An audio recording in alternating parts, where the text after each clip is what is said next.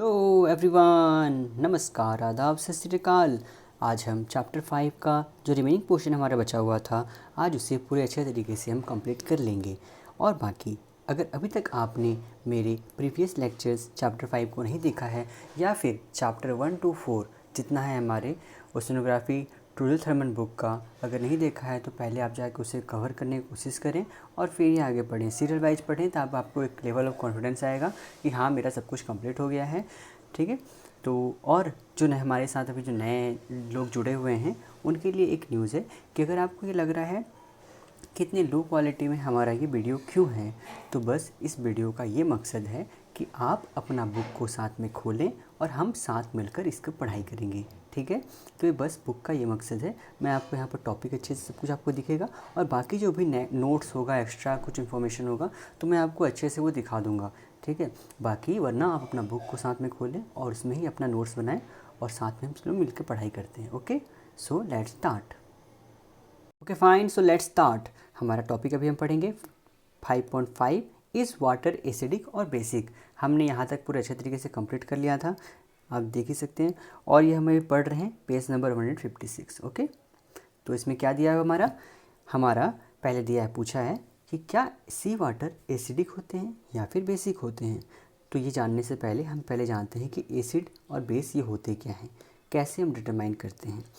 तो हम जानते हैं कि एसिड, पहले हम अगर बात करें एसिड का, तो एसिड एक टाइप का कंपाउंड है जो हमारा हाइड्रोजन आयन को ये रिलीज करता है। ठीक है, ऐसे हाइड्रोजन आयन को वो रिलीज करता है जब हम उसे पानी में डिज़ोल्व करते हैं। तो ओके, क्या बोला मैं, जब हम उसे पानी में डिज़ोल्व करते हैं तो हमारा क्या करता है, हाइड्रोजन आयन को रिलीज करता है।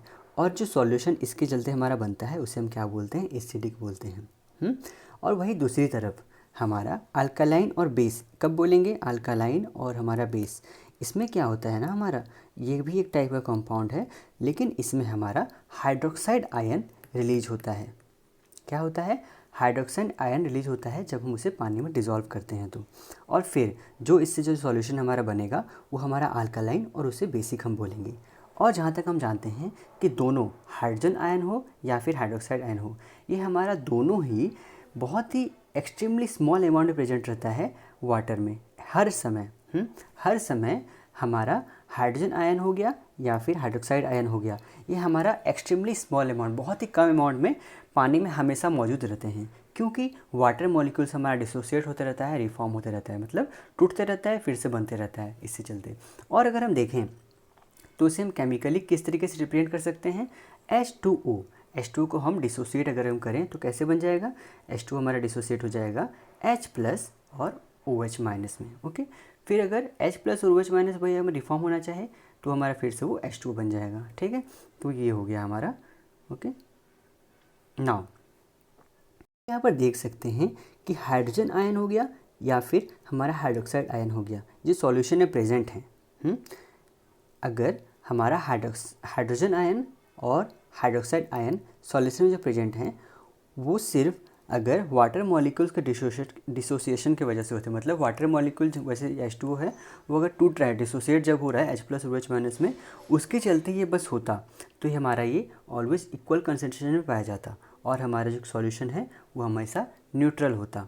लेकिन ऐसा नहीं होता है, हमारा क्या होता है, जब हम सब्सटेंस हमारा पानी में जब डिसोसिएट होता है तो वो सॉल्यूशन को एसिडिक बना सकता है या फिर वो बेसिक बना सकता है। जैसे एग्जांपल के तौर पे अगर हम लें तो हाइड्रोक्लोरिक एसिड जो HCl है हमारा, जब उसे हम पानी में ऐड करेंगे तो उसके चलते क्या होगा, जो रिजल्टिंग सॉल्यूशन हमारा होगा वो हमारा क्या होगा, वो हमारा एसिडिक होगा, क्योंकि यहाँ पर हमारा large access of hydrogen ion है जो कि हमारा डिसोसिएट हुआ है HCl मॉलिक्यूल से। क्या बोला मैं, अगर हम एग्जाम्पल के तौर पर अगर लें HCl, जो कि हमारा हाइड्रोक्लोरिक एसिड है, जब उसे हम पानी में अगर मिलाएं तो उससे जो हमारा सॉल्यूशन बनेगा तो वो क्या होगा, हमारा एसिडिक होगा, क्योंकि वहाँ पर large access of hydrogen ion है, वो हमारा डिसोसिएट हो रहा है HCl मॉलिक्यूल से। ओके, नाउ कन्वर्सली अगर हम देखें तो वैसे ही अगर हम बेस लें, एक बेस लें जैसे कि बेकिंग सोडा, सोडियम बाइकार्बोनेट, ठीक है, NaHCO3, वो सब जो होता है सोडियम बाइकार्बोनेट बेकिंग सोडा को बोलते हैं। जब हम उसे पानी में अगर मिलाएं तो उससे जो हमारा रिजल्टिंग सॉल्यूशन बनेगा वो क्या होगा, वो बेसिक होगा, क्यों? क्योंकि यहाँ पर बहुत ही एक्सेस अमाउंट में हमारा हाइड्रोक्साइड आयन जो है वो डिसोसिएट हो रहा है, किसमें से? NaHCO3 मॉलिक्यूल में से। समझ में आ गया ना? ओके, बहुत ही अच्छे तरीके से समझाया हूँ, बहुत इजी वे में, अच्छे से समझ में आ गया होगा उम्मीद है मुझे, वरना आप और एक बार पीछे करके बैक करके देख सकते हैं। नाउ अभी हम पढ़ते हैं पीएच स्केल के बारे में। पीएच स्केल, इसमें जो पीएच है इसका फुल फॉर्म क्या होता है हमारा? पावर ऑफ हाइड्रोजन, और इसे हम पोटेंशियल ऑफ हाइड्रोजन भी बोलते हैं। ठीक है, तो इसको आगे पढ़ने से पहले मैं आपको कुछ एक बेसिक चीज़ बताना चाहता हूँ, या मतलब कुछ इंपॉर्टेंट चीज़ है जो इसमें एक्स्ट्रा है, इसमें नहीं दिया हुआ है, एक्स्ट्रा है, तो मैं आप उसको बताना चाहता हूँ। तो इसको आप लिखिए। तो हमारा क्या होता है? P H equal to -log10 H plus, हमारा ये फॉर्मूला होता है। P H equal to -log10 H plus. Okay, अगर हम यहाँ पर इफ़ H प्लस है जो हमारा, अगर वो 10⁻⁻6 हुआ तो हमारा pH क्या हो जाएगा? यहाँ पर हमारा हो जाएगा 6। अगर वहाँ पर वही अगर हमारा H प्लस, ये जो H प्लस यहाँ पर आप पुट करेंगे, ठीक है, तो ये H प्लस का वैल्यू अगर 10⁻8 होता है तो हमारे यहाँ पर pH का वैल्यू क्या हो जाएगा? हमारा हो जाएगा pH का वैल्यू 8 हो जाएगा। अभी जैसे हम देख सकते हैं, जैसे कि हम जानते हैं 10⁻6 जो है वो हमारा बड़ा है 10⁻8 से। लेकिन यहाँ पर उल्टा होता है, हमारा pH जो है, pH जो हमारा 6 है वो हमारा छोटा है किससे? pH 8 से। तो इसे में क्या पता चला? तो pH is directly proportional to 1/H plus. मतलब जितना ज़्यादा H प्लस हमारा होगा उतना ही हमारा कम pH यहाँ पर पाया जाएगा। ओके, और एक बात है, हम जैसे कि एक्स्ट्रा इन्फॉर्मेशन है ये वाला, pH और CO2 के बीच में अगर रिलेशन पूछा जाए, pH और CO2 के बीच में अगर रिलेशन पूछा जाए तो वो क्या होता है? तो हमारा होता है pH direct proportional to 1/CO2। मतलब CO2 का मात्रा भी जितना बढ़ेगा वैसा ही हमारा pH का मात्रा भी कमेगा। तो इसीलिए हमारा जो होता है ना, जैसे कि सी वाटर में हमारा CO2 का मात्रा बहुत ज़्यादा होता है। ओके, तो वहाँ पर हमारा क्या होता है? सी वाटर का पानी जो होता है लगभग हमारा pH का वैल्यू वहाँ पर कम जाता है। ठीक है, तो उस बेसिस पे यहाँ पर बहुत सारा हमारा काम करता है। तो ये फॉर्मूला दो याद रखिएगा कि pH is directly proportional to 1/H plus, और फिर pH is directly proportional to 1/CO2। Okay, अभी हम आगे पढ़ते हैं इसको।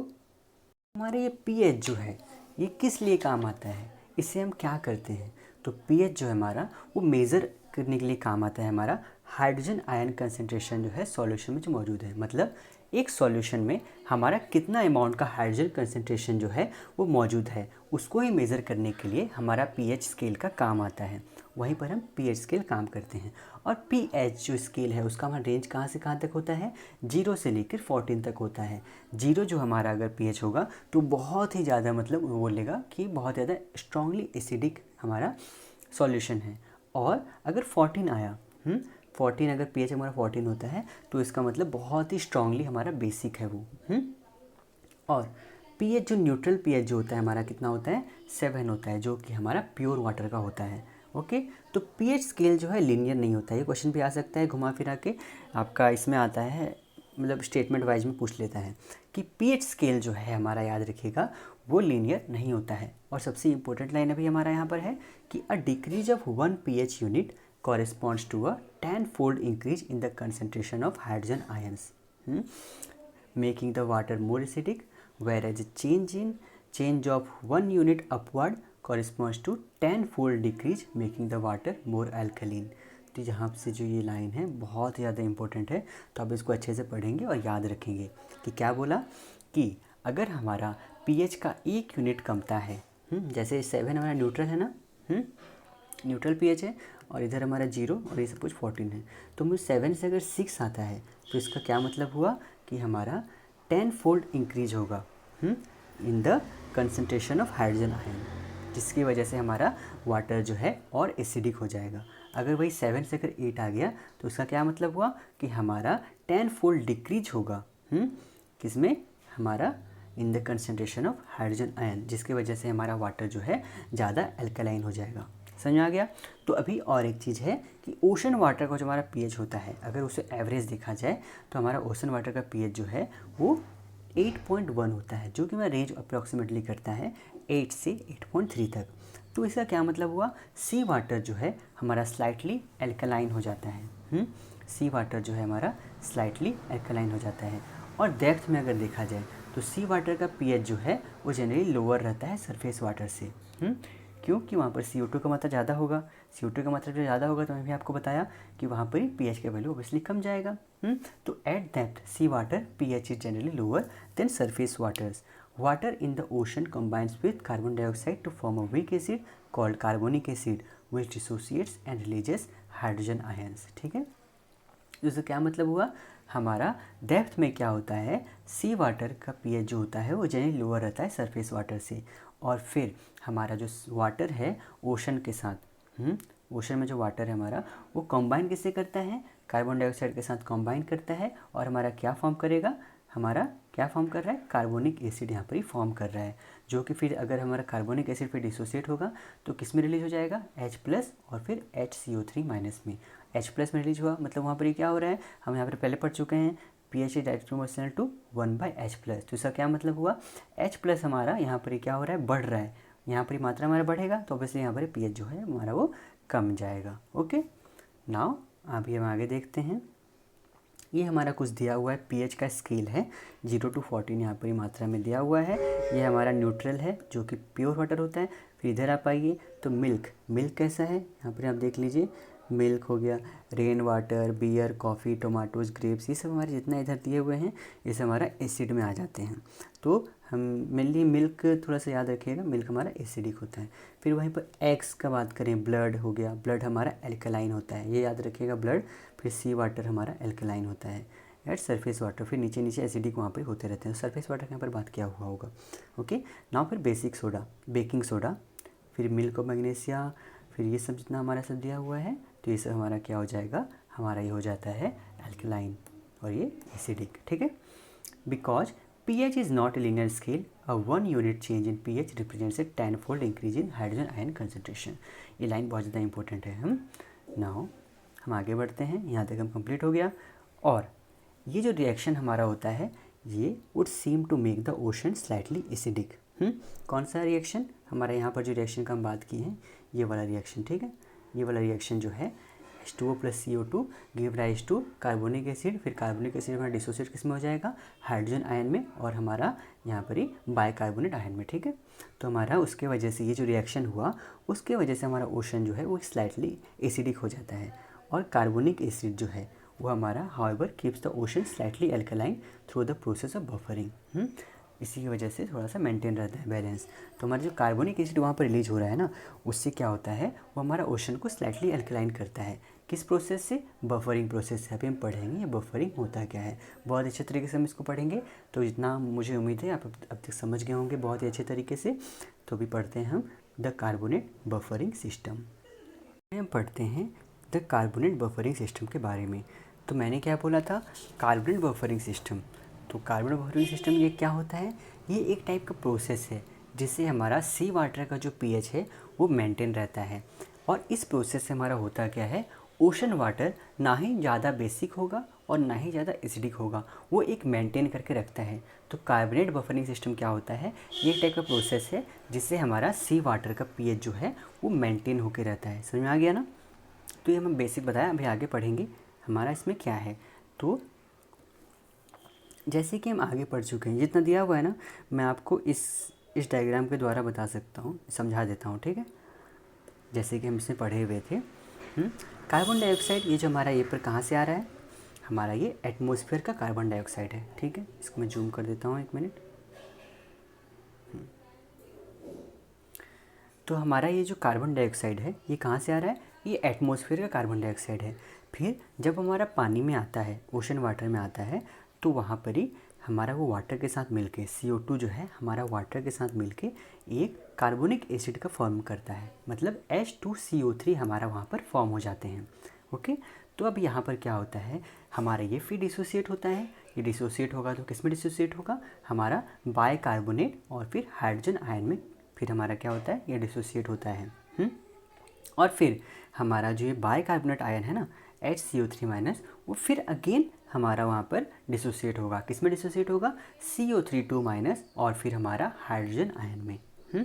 तो यहाँ पर ये क्या बोला है, अगर सी वाटर बहुत ज़्यादा एल्कलाइन हुआ तो हमारा केमिकल रिएक्शन जो है वहाँ पर H प्लस रिलीज करेगा सी वाटर में, जिसके वजह से हमारा pH जो है वो कम जाएगा वहाँ का। अगर हमारा सी वाटर जो है बहुत ज़्यादा एसिडिक हुआ तो हमारा जो केमिकल रिएक्शन है वो रिवर्स उल्टा काम करेगा। तो उसमें क्या होगा, हमारा वो H प्लस को रिमूव कर लेगा।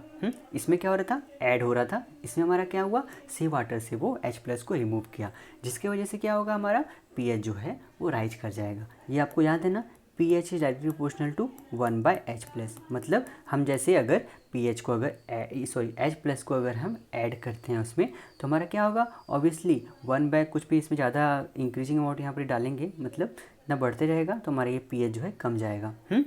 अगर वहीं पर हमारा H प्लस इसमें से अगर रिमूव करते हैं, मतलब कमेगा, तो इसकी वजह से क्या होगा, ऑब्वियसली इसका pH फिर हमारा बढ़ जाएगा। तो वही चीज़ यहाँ पर लिखा हुआ है हमारा, इसको यहाँ पर आप देख सकते हैं अच्छे से। हाँ, तो इसमें हमारा क्या शो कर रहा है कि जो केमिकल रिएक्शन हम जैसे पहले देख चुके हैं यहाँ पर फिगर 5.23 में, मतलब यहाँ पर यही जो फिगर ये जो है ना, और नहीं यहाँ पर नहीं, फिगर 5 ये पर वही चीज़ दिया हुआ है कि यहाँ पर जो केमिकल रिएक्शन हम देख रहे हैं, लेकिन इसमें क्या हो रहा है, अगर हमारा सी वाटर बहुत ज़्यादा बेसिक रहा तो उसमें जो है हमारा क्या, कार्बोनिक एसिड वो क्या होगा, हमारा वहाँ पर H प्लस का रिलीज करेगा। और वही अगर सी वाटर बहुत ज़्यादा एसिडिक रहा तो हमारा जब बाइकार्बोनेट आयन है वो H प्लस को एब्जॉर्ब कर लेंगे, वहाँ से हटा लेंगे, तो वहाँ पर ही क्या होगा, फिर से वहाँ कार्बोनिक एसिड बन जाएगा। तो उसकी वजह से क्या होगा, pH जो है राइज कर जाएगा। और फिर अगर हमारा सी वाटर बहुत ज़्यादा बेसिक रहा तो हमारा pH वहाँ पर ड्रॉप कर जाएगा, मतलब गिर जाएगा, वैल्यू उसका कम हो जाएगा। इसके बारे में अच्छे से पढ़ चुके हैं हम। फिर हम देखते हैं यहाँ पर क्या बोला है। तो इसमें क्या हमारा शो कर रहा है कि हमारा कार्बन डाइऑक्साइड है जो कि वाटर के साथ जब मिल रहा है तो हमारा वहाँ पर कार्बन डाइऑक्साइड का फॉर्म हो रहा है, कार्बोनिक एसिड का फॉर्म हो रहा है, जिसके हम पढ़ चुके हैं। फिर कार्बोनिक एसिड हमारा वहाँ पर H प्लस आयन को लूज कर दे रहा है, जिस to form the negatively charged bicarbonate ion. और यही जो हमारा बाइकार्बोनेट आयन है वो हमारा हाइड्रोजन आयन को भी लूज करेगा, तो it does so less readily than carbonic acid. फिर जब हमारा बाइकार्बोनेट आयन हमारा हाइड्रोजन आयन को लूज करेगा, वो हमारा double charge negative carbonate ion का फॉर्मेशन कर देगा। तो उसकी वजह से क्या होगा, कुछ जो है some of which combines with calcium ions to form the calcium carbonate. और जो हमारा कुछ जो है कैल्शियम कार्बोनेट वो प्रेसिपिटेट होंगे by various inorganic and organic means, and then it sinks and cycle backs into the ocean by dissolving at depth. तो इसमें यहाँ पर हमारा क्या इंपॉर्टेंट है जो हम नहीं पढ़े थे, कि हमारा ये जो हमारा डबल चार्ज नेगेटिव आयन, हमारा जो कार्बोनेट आयन जो यहाँ पर फॉर्मेशन हो रहा था, यहाँ पर देखिए हो रहा था ना, ये हमारा कार्बोनेट आयन HCO3, यहाँ पर देखिए कार्बोनेट आयन हमारा यहाँ पर फॉर्म हो रहा था ना। तो हमारा ये क्या होता है, बोल रहा है कि इसमें से कुछ जो हमारा कार्बोनेट आयन होते हैं वो हमारा कैल्शियम आयन के साथ मिलकर हमारा कैल्शियम कार्बोनेट का फॉर्मेशन कर देते हैं।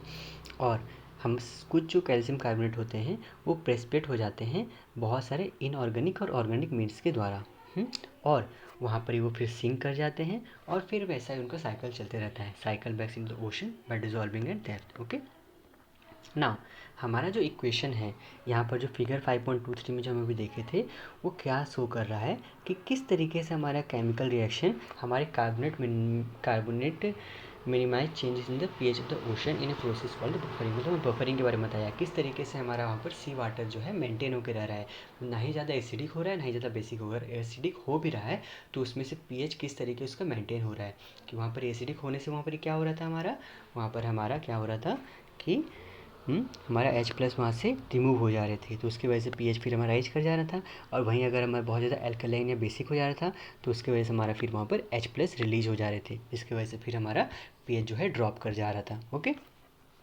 तो वहीं पर यहाँ पर ये सब दिया हुआ है और कुछ इसमें खास है नहीं। ओके, तो ये डायग्राम अगर हम देखें तो ये डायग्राम में क्या बता रहा है फिगर में, कि सरफेस वाटर का जो pH है ना, सरफेस वाटर का जो pH है हमारे सी वाटर में, सपोज ये जो हमारा एज्यूम कीजिए कि ये सी वाटर का है सब, ठीक है। तो सी वाटर का जो सरफेस है ना उसमें मैंने क्या बोला था, वो स्लाइटली अल्कलाइन रहता है। हम जैसे कि ये इसमें भी देखे हुए थे, कैसा दिख रहा है, अल्कलाइन में दिखा रहा है ना। तो ये सरफेस वाटर का ऑलमोस्ट होता है, ठीक है, जो कि लगभग 1 आसपास कुछ है। तो सरफेस पीएच जो है वो हमारा 8.1 रहता है, लेकिन जैसे ही अंदर जाएंगे, deep with in the ocean जाएंगे, तो उसमें से क्या होगा हमारा एट 1000 मीटर, मतलब 1000 नहीं, ऑलमोस्ट यहाँ पर 600-700 मीटर होगा। तो उस दौरान हमारा क्या होता है, पीएच बहुत ही डिग्रेडली यहाँ पर ही डिक्रीज करता है। तो उसकी वजह से क्या होता है, low pH layer is called by marine animal respiration. यहाँ पर ये जो लो पीएच पाया जा रहा है, किस लिए पाया जा रहा है, बाय मैराइन एनिमल रेस्पिरेशन के द्वारा यहाँ पर। फिर वहाँ से नीचे ऐसे आएंगे, फिर यहाँ पर ये मेंटेन होगा। Below the low pH layer pH gradually increases with depth. फिर लो पीएच वहाँ पर जैसे यहाँ पर मेंटेन होगा, फिर वहाँ धीरे धीरे क्या देखेंगे कि जैसे डेप्थ बढ़ेगा वो हमारा फिर से वहाँ पर पीएच का लेवल बढ़ना स्टार्ट हो जाएगा। तो इसी वजह से हमारा पीएच का लेवल जो होता है, बफरिंग सिस्टम इसी को बोलते हैं, ये हमारा वहाँ पर मेंटेन करके रखता है। तो मैंने क्या बोला, सरफेस वाटर का हमारा पीएच कितना है, 8.1 है, जो कि बहुत ज़्यादा स्लाइटली अल्कलाइन है। फिर जैसे जैसे हम डेप्थ में जाएंगे तो हमारा जो है वो पीएच का वैल्यू कमेगा, और वो इसलिए होता है बाय मैराइन एनिमल रेस्पिरेशन, लो पीएच लेयर यहाँ पर पाया जाता है। फिर जैसे ही और डेप्थ में हम यहाँ पर जाते हैं 1000 मीटर के नीचे, तो वहाँ पर हम देखते हैं कि हमारा जो पीएच का वैल्यू जो है वो लगभग हमारा धीरे धीरे डेप्थ के साथ इंक्रीज करने लगता है। समझ आ गया ना? ओके, तो यहाँ तक हमारा सब कुछ हो गया, ये भी डायग्राम हम समझ गए। और यहाँ पर ही अगर आप देखना चाहें तो इसे आप बुक में आपका दिया रहेगा, इसको स्कैन करके आप देख सकते हैं, ठीक है, एनिमेशन फॉर्म में वो दे रहेगा। और यहाँ पर एक खास बात का इंपॉर्टेंट में ध्यान रखिएगा कि डीप ओशन वाटर जो होता है, डीप ओशन वाटर में हमारा ज़्यादा अमाउंट का कार्बन डाइऑक्साइड पाया जाता है देन सरफेस वाटर। क्योंकि यहाँ पर डीप वाटर जो है वो ठंडा होता है, और ठंडा वाटर मतलब कोल्ड वाटर का एबिलिटी रहता है कि वो ज़्यादा अमाउंट का गैस को डिज़ोल्व कर सकता है। ऑल्सो जो हायर प्रेशर रहता है डीप ओशन में, वो हमारा उसके वजह से और जो है हमारा गैस जो है सी वाटर में डिज़ोल्व होते हैं, ठीक है। और अगर कार्बन डाइऑक्साइड जो हमारा वाटर के साथ कंबाइन होकर क्या फॉर्म करता है, कार्बोनिक एसिड, तो why is in the cold water of the deep ocean highly acidic, ठीक है। तो हमारा जो ये भी तो है कि यहाँ पर ये बढ़ क्यों रहा था पीएच, जो हम देखे पहले तो कम हुआ, फिर अचानक से बढ़ना क्यों स्टार्ट हो गया डीप वाटर में, cold water of the deep ocean highly acidic क्यों नहीं है। तो यहाँ पर ऐसा है कि जब हमारा माइक्रोस्कोपिक मराइन ऑर्गेनिज्म जो होते हैं, जो हमारा उनका सेल रहता है, डेट मेक देयर सेल्स, जो कि कैल्शियम कार्बोनेट से बनाते हैं, वो मर जाते हैं और फिर वो हमारा डीप ओशन में जाके सिंक हो जाता है। तो उसके वजह से क्या होता है, they neutralize the acid through buffering. तो जो एसिडिक रहता है ना, उसको वही प्रोसेस से हमारा कैल्शियम कार्बोनेट प्रोसेस से वो कमा देता है, मतलब न्यूट्रल कर देता है। तो इसके वजह से इन एसेंस यही जो ऑर्गेनिज्म रहते हैं ये एंट एसिड जैसा काम करते हैं। कौन, ये माइक्रोस्कोपिक मराइन ऑर्गेनिज्म, जो उनका सेल यहाँ पर ही कैल्शियम कार्बोनेट के फॉर्म में यहाँ पर ही जाके डीप ओशन में सिंक हो जाता है ना। तो यही ऑर्गेनिज्म हमारा कैसा काम करते हैं, एंट एसिड जैसा काम करते हैं फॉर द डीप ओशन। फिर analogous to the way commercial antacids use calcium carbonate to neutralize excess atomic acid, stomach acid. ठीक है, समझ में आ गया ना? ओके। तो बहुत अच्छे से आपको समझ में आ गया होगा किस तरीके से ओशन बफरिंग का सिस्टम काम करता है हमारा। Express the difference between acidic और अल्कलाइन सिस्टम, इसको अच्छे से पढ़ चुके हैं। Okay fine. तो अभी हम पढ़ेंगे how does she water salinity very at the surface and with depth. किस तरीके से हमारा सी वाटर का जो सैलिनिटी है वो सरफेस पे और जैसे जैसे हम डेप्थ बढ़ेंगे वो हमारा चेंज होते रहता है, वेरी होते रहता है। तो ऐसा माना जाता है कि फ्रॉम द सरफेस, सपोज ये हमारा सी वाटर है तो इसका सरफेस ये जो पॉइंट है, ठीक है। फिर ओशन का जैसे जैसे हम डेप्थ पे जाते रहेंगे तो उसमें क्या होगा, हमें बहुत तरह का वहाँ पर वेरिएशंस इसके दौरान हमें जैसे जैसे हम डेप्थ पे जाएंगे हमें देखने को मिलेगा। उसमें हमारा सैलिनिटी वेरिएशन देखने को मिलेगा, फिर टेम्परेचर वेरिएशन देखने को मिलेगा, फिर एक तो डेंसिटी वेरिएशन देखने को मिलेगा, जो कि उसके वजह से हमारा क्या होता है, ओशन एक लेयर टाइप का फॉर्म में बन जाता है, अलग अलग लेयर टाइप का फॉर्म में जाता है। और ये जो लेयरिंग इफेक्ट जो होता है ना, इसके वजह से हमारा ओशन जो है, ओशन वाटर का मिक्सिंग पे ये हमारा इफेक्ट करता है, ठीक है। ये जो लेयरिंग के वजह से हमारा जो ओशन वाटर है उसका ये मिक्सिंग पे मतलब इफ़ेक्ट करता है उसको। फिर ये करंट का जो मूवमेंट है उसको इफ़ेक्ट करता है, और फिर मैराइन लाइफ का डिस्ट्रीब्यूशन को भी इफ़ेक्ट करता है। तो इस सेक्शन में हम इसी सब के बारे में पढ़ेंगे और एक्सप्लोर करेंगे कि हमारा सरफेस और डेप्थ के साथ किस तरीके से हमारा इसका प्रॉपर्टी जो चेंज हो रहा है, ठीक है। Okay fine. तो अभी हम 159 पेज नंबर पे आ जाते हैं हमारा। तो इसमें क्या बोला है, सरफेस सैलिनिटी वेरिएशन। सरफेस का जो सैलिनिटी है उसमें किस तरीके से वेरिएशन यहाँ पर हमें देखने को मिल रहा है। तो जैसे कि हम जानते हैं सी वाटर का जो सैलिनिटी है ओशन सरफेस पे वो हमारा कितना है, एवरेज कितना है 35 पार्ट्स पर 1000 है। और सरफेस सैलिनिटी हमारा वेरी जो है वो किस पे डिपेंड करता है, लैटिट्यूड पे डिपेंड हमारा करता है, लैटिट्यूड, ठीक है, जो कि हम फिगर 5.24 मतलब फिगर में हम देख सकते हैं यहाँ पर ये फिगर, ठीक है। तो इसमें जो रेड जो दिया हुआ है ना, ये जो रेड टाइप का जो बनाया हुआ है, तो ये जो रेड कर्व है वो हमारा क्या रिप्रेजेंट कर रहा है, वो हमारा टेम्परेचर को रिप्रेजेंट कर रहा है, ठीक है, इसको रिप्रेजेंट कर रहा है, हमारा टेम्परेचर को रिप्रेजेंट कर रहा है। तो इसमें ये क्या बोला है, which is low in high latitudes, बोला है कि हमारा हाई लेटीट्यूड मतलब पोल्स के पास जो है हमारा यहाँ पर टेम्परेचर जो है बहुत ही कम पाया जाता है, और जैसे जैसे हम इक्वेटर के पास बढ़ेंगे हमारा टेम्परेचर हाईएस्ट पाया जाएगा, ठीक है। और फिर जैसे जैसे इधर हम पोल के पास आ रहे हैं वो हमारा क्या हो रहा है, हमारा फिर से वही टेम्परेचर कमना स्टार्ट हो जा रहा है। और वही दूसरी तरफ अगर हम ग्रीन कर्व का बात करें तो ग्रीन कर्व में क्या हो रहा है, हमारा यहाँ पर हाई लेटीट्यूड पे बहुत ही कम, ठीक है, लोवेस्ट सैलिनिटी यहाँ पर हमें मिल रहा है, ठीक है, हाई लेटीट्यूड पे हमें क्या लोवेस्ट सैलिनिटी मिल रहा है। और ये धीरे धीरे जैसे जैसे हम आ रहे हैं ये सबसे ज़्यादा कहाँ पर मिल रहा है, हमें ट्रॉपिक ऑफ कैंसर और ट्रॉपिक ऑफ कैप्रिकॉर्न अगर हम देखें तो यहाँ पर ये सबसे ज़्यादा अमाउंट में हमें मिल रहा है, ओके। और अगर ये बात बोला गया है कि और ये डिप सबसे ज़्यादा डिप कहाँ पर कर रहा है, हमारा इक्वेटर के पास आके डिप कर रहा है, मतलब सबसे लोवेस्ट हमें मिल रहा है कहाँ पर, हमें लोवेस्ट मिल रहा है पोल पे आके, हमें सबसे ज़्यादा लोवेस्ट मिल रहा है। फिर जैसे जैसे हम बढ़ रहे हैं यहाँ पर ट्रॉपिक ऑफ कैंसर या ट्रॉपिक ऑफ कैप्रिकॉर्न यहाँ पर ही हमारा ये सबसे ज़्यादा हाईएस्ट मिलता है, और फिर ये हमारा डिप कर जाता है इक्वेटर पे, इक्वेटर में हमारा ये डीप सैलिनिटी डिप कर जाता है। तो ऐसा ये हो किस लिए रहा है, ठीक है। Why does surface salinity vary in the pattern shown in figure 5.24? तो ये ऐसा इसलिए होता है क्योंकि हाई लेटीट्यूड में हमारा बहुत ही अमाउंट का एबंडेंट प्रेसिपिटेशन होता है और रन अप भी वहाँ पर बहुत ही अमाउंट में होते हैं, और हमारा फ्रेश वाटर आइसबर्ग का मेल्टिंग होता है जिसकी वजह से हमारा जो है सैलिनिटी वहाँ पर डिक्रीज कर जाता है। तो ये जब हमारा होता है तो इसके वजह से इन एडिशन कूल टेम्परेचर हमारा वहाँ पर इवापोरेशन कम होने देते हैं, जिसके वजह से जो कि उस मतलब वहाँ पर इवापोरेशन बहुत ही कम अमाउंट में होता है, तो उसकी वजह से क्या होता है, हमारा वहाँ पर सैलिनिटी जो है वो बढ़ जाता है, विच वुड इंक्रीज सैलिनिटी। फिर जो फॉर्मेशन और मेल्टिंग है sea ice balance each other but in the course of year are not a factor in challenges in the salinity, ठीक है। तो यहाँ पर ये क्या बोला हमारा कि किस तरीके से हमारा सरफेस सैलिनिटी जो है वो इस पैटर्न में वेरी कर रहा है, ये जो फिगर हम देखें इसमें क्यों वेरी कर रहा है। तो इसका बोलने का मतलब है कि हाई लेटीट्यूड मतलब इस पोर्शन में हमारा जो एबंडेंट प्रेसिपिटेशन होता है और रन ऑफ यहाँ पर ही बहुत ही ज़्यादा अमाउंट में होते हैं, और यहाँ पर ही फ्रेश वाटर आइसबर्ग का मेल्टिंग भी होता है, जिसके वजह से हमारा क्या होता है, सैलिनिटी का यहाँ पर डिक्रीज हो जाता है, ठीक है, सैलिनिटी हमारा यहाँ पर डिक्रीज हो जाता है क्योंकि ज़्यादा अमाउंट का फ्रेश वाटर यहाँ पर आ रहे हैं, ठीक है। तो फ्रेश वाटर ज़्यादा अमाउंट का आएगा तो हमारा सैलिनिटी ऑब्वियसली कम हो जाएगा। फिर दूसरी जगह in addition cool temperature limits the amount of evaporation that would take place which would increase salinity, ठीक है। अगर उसी तरफ अगर हमारा कूल टेम्परेचर जो होता है उसकी वजह से क्या होता है, हमारा इवापोरेशन जो है वो बहुत ही कम अमाउंट में होगा, जिसके वजह से क्या होगा, हमारा उस टाइम क्या होगा, which would increase salinity. Now the formation and melting of sea ice, हमारा उससे क्या होगा, sea ice balance each other but in the course of year not factor in changes in the salinity. फिर हमारे यहाँ पर क्या बोला है कि लो लेटीट्यूड्स में, मतलब यहाँ पर ही लो लेटीट्यूड्स में हमारा क्या हो रहा है, ठीक है, इस तरफ इस एरिया में इस तरफ क्या हो रहा है, हमारा जो पैटर्न है अर्थ का एटमॉस्फेरिक सर्कुलेशन का, जो कि हम अभी चैप्टर 6 में बहुत अच्छे तरीके से पढ़ने वाले हैं आगे, लेकिन फिर भी हम देखते हैं कि जो पैटर्न है अर्थ एटमॉस्फेरिक सर्कुलेशन का, उसके वजह से हमारा warm dry air to descend यहाँ पर मिल रहा है। So near the Tropic of Cancer और Capricorn evaporation rates are high and salinity increases.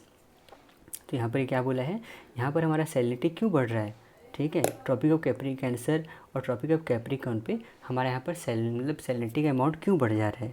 तो ऐसा इसलिए होता है क्योंकि यहाँ पर हमारा टेम्परेचर बहुत ज़्यादा हाई होता है। अब टेम्परेचर हाई होगा तो ऑब्वियसली सी वाटर जो हमारा रहेगा ना, सी वाटर रहेगा वो ज़्यादा अमाउंट का इवापोरेशन करेगा, ज़्यादा वहाँ से इवापोरेशन मतलब इवापोरेट करेगा वो, तो उसके वजह से क्या होगा, हमारा वहाँ पर ज़्यादा अमाउंट का फिर सैलिनिटी यहाँ पर प्रेजेंट हो जाएगा, मतलब सैलिनिटी यहाँ पर इंक्रीज कर जाएगा, ओके। तो इस वजह से ट्रॉपिक ऑफ कैप्रिकॉर्न कैंसर और ट्रॉपिक ऑफ कैप्रिकॉर्न जो है वो हमारा यहाँ पर सैलिनिटी का वेरिएशन, सैलिनिटी का अमाउंट बहुत ज़्यादा पाया जाता है। और ऐसा बोल सकते हैं कि evaporation rate is exceed the precipitation. ठीक है, यहाँ पर इस वजह से हमारा क्या होता है, हमारा इस यहाँ पर ज़्यादा अमाउंट का हमें क्या क्या बोला, सैलिनिटी देखने को मिलता है। ओके, फिर इन एडिशन और यहाँ पर बहुत ही कम प्रेसिपिटेशन और रन ऑफ देखने को मिलता है, जिसकी वजह से ऑकर टू डिक्रीज सैलिनिटी।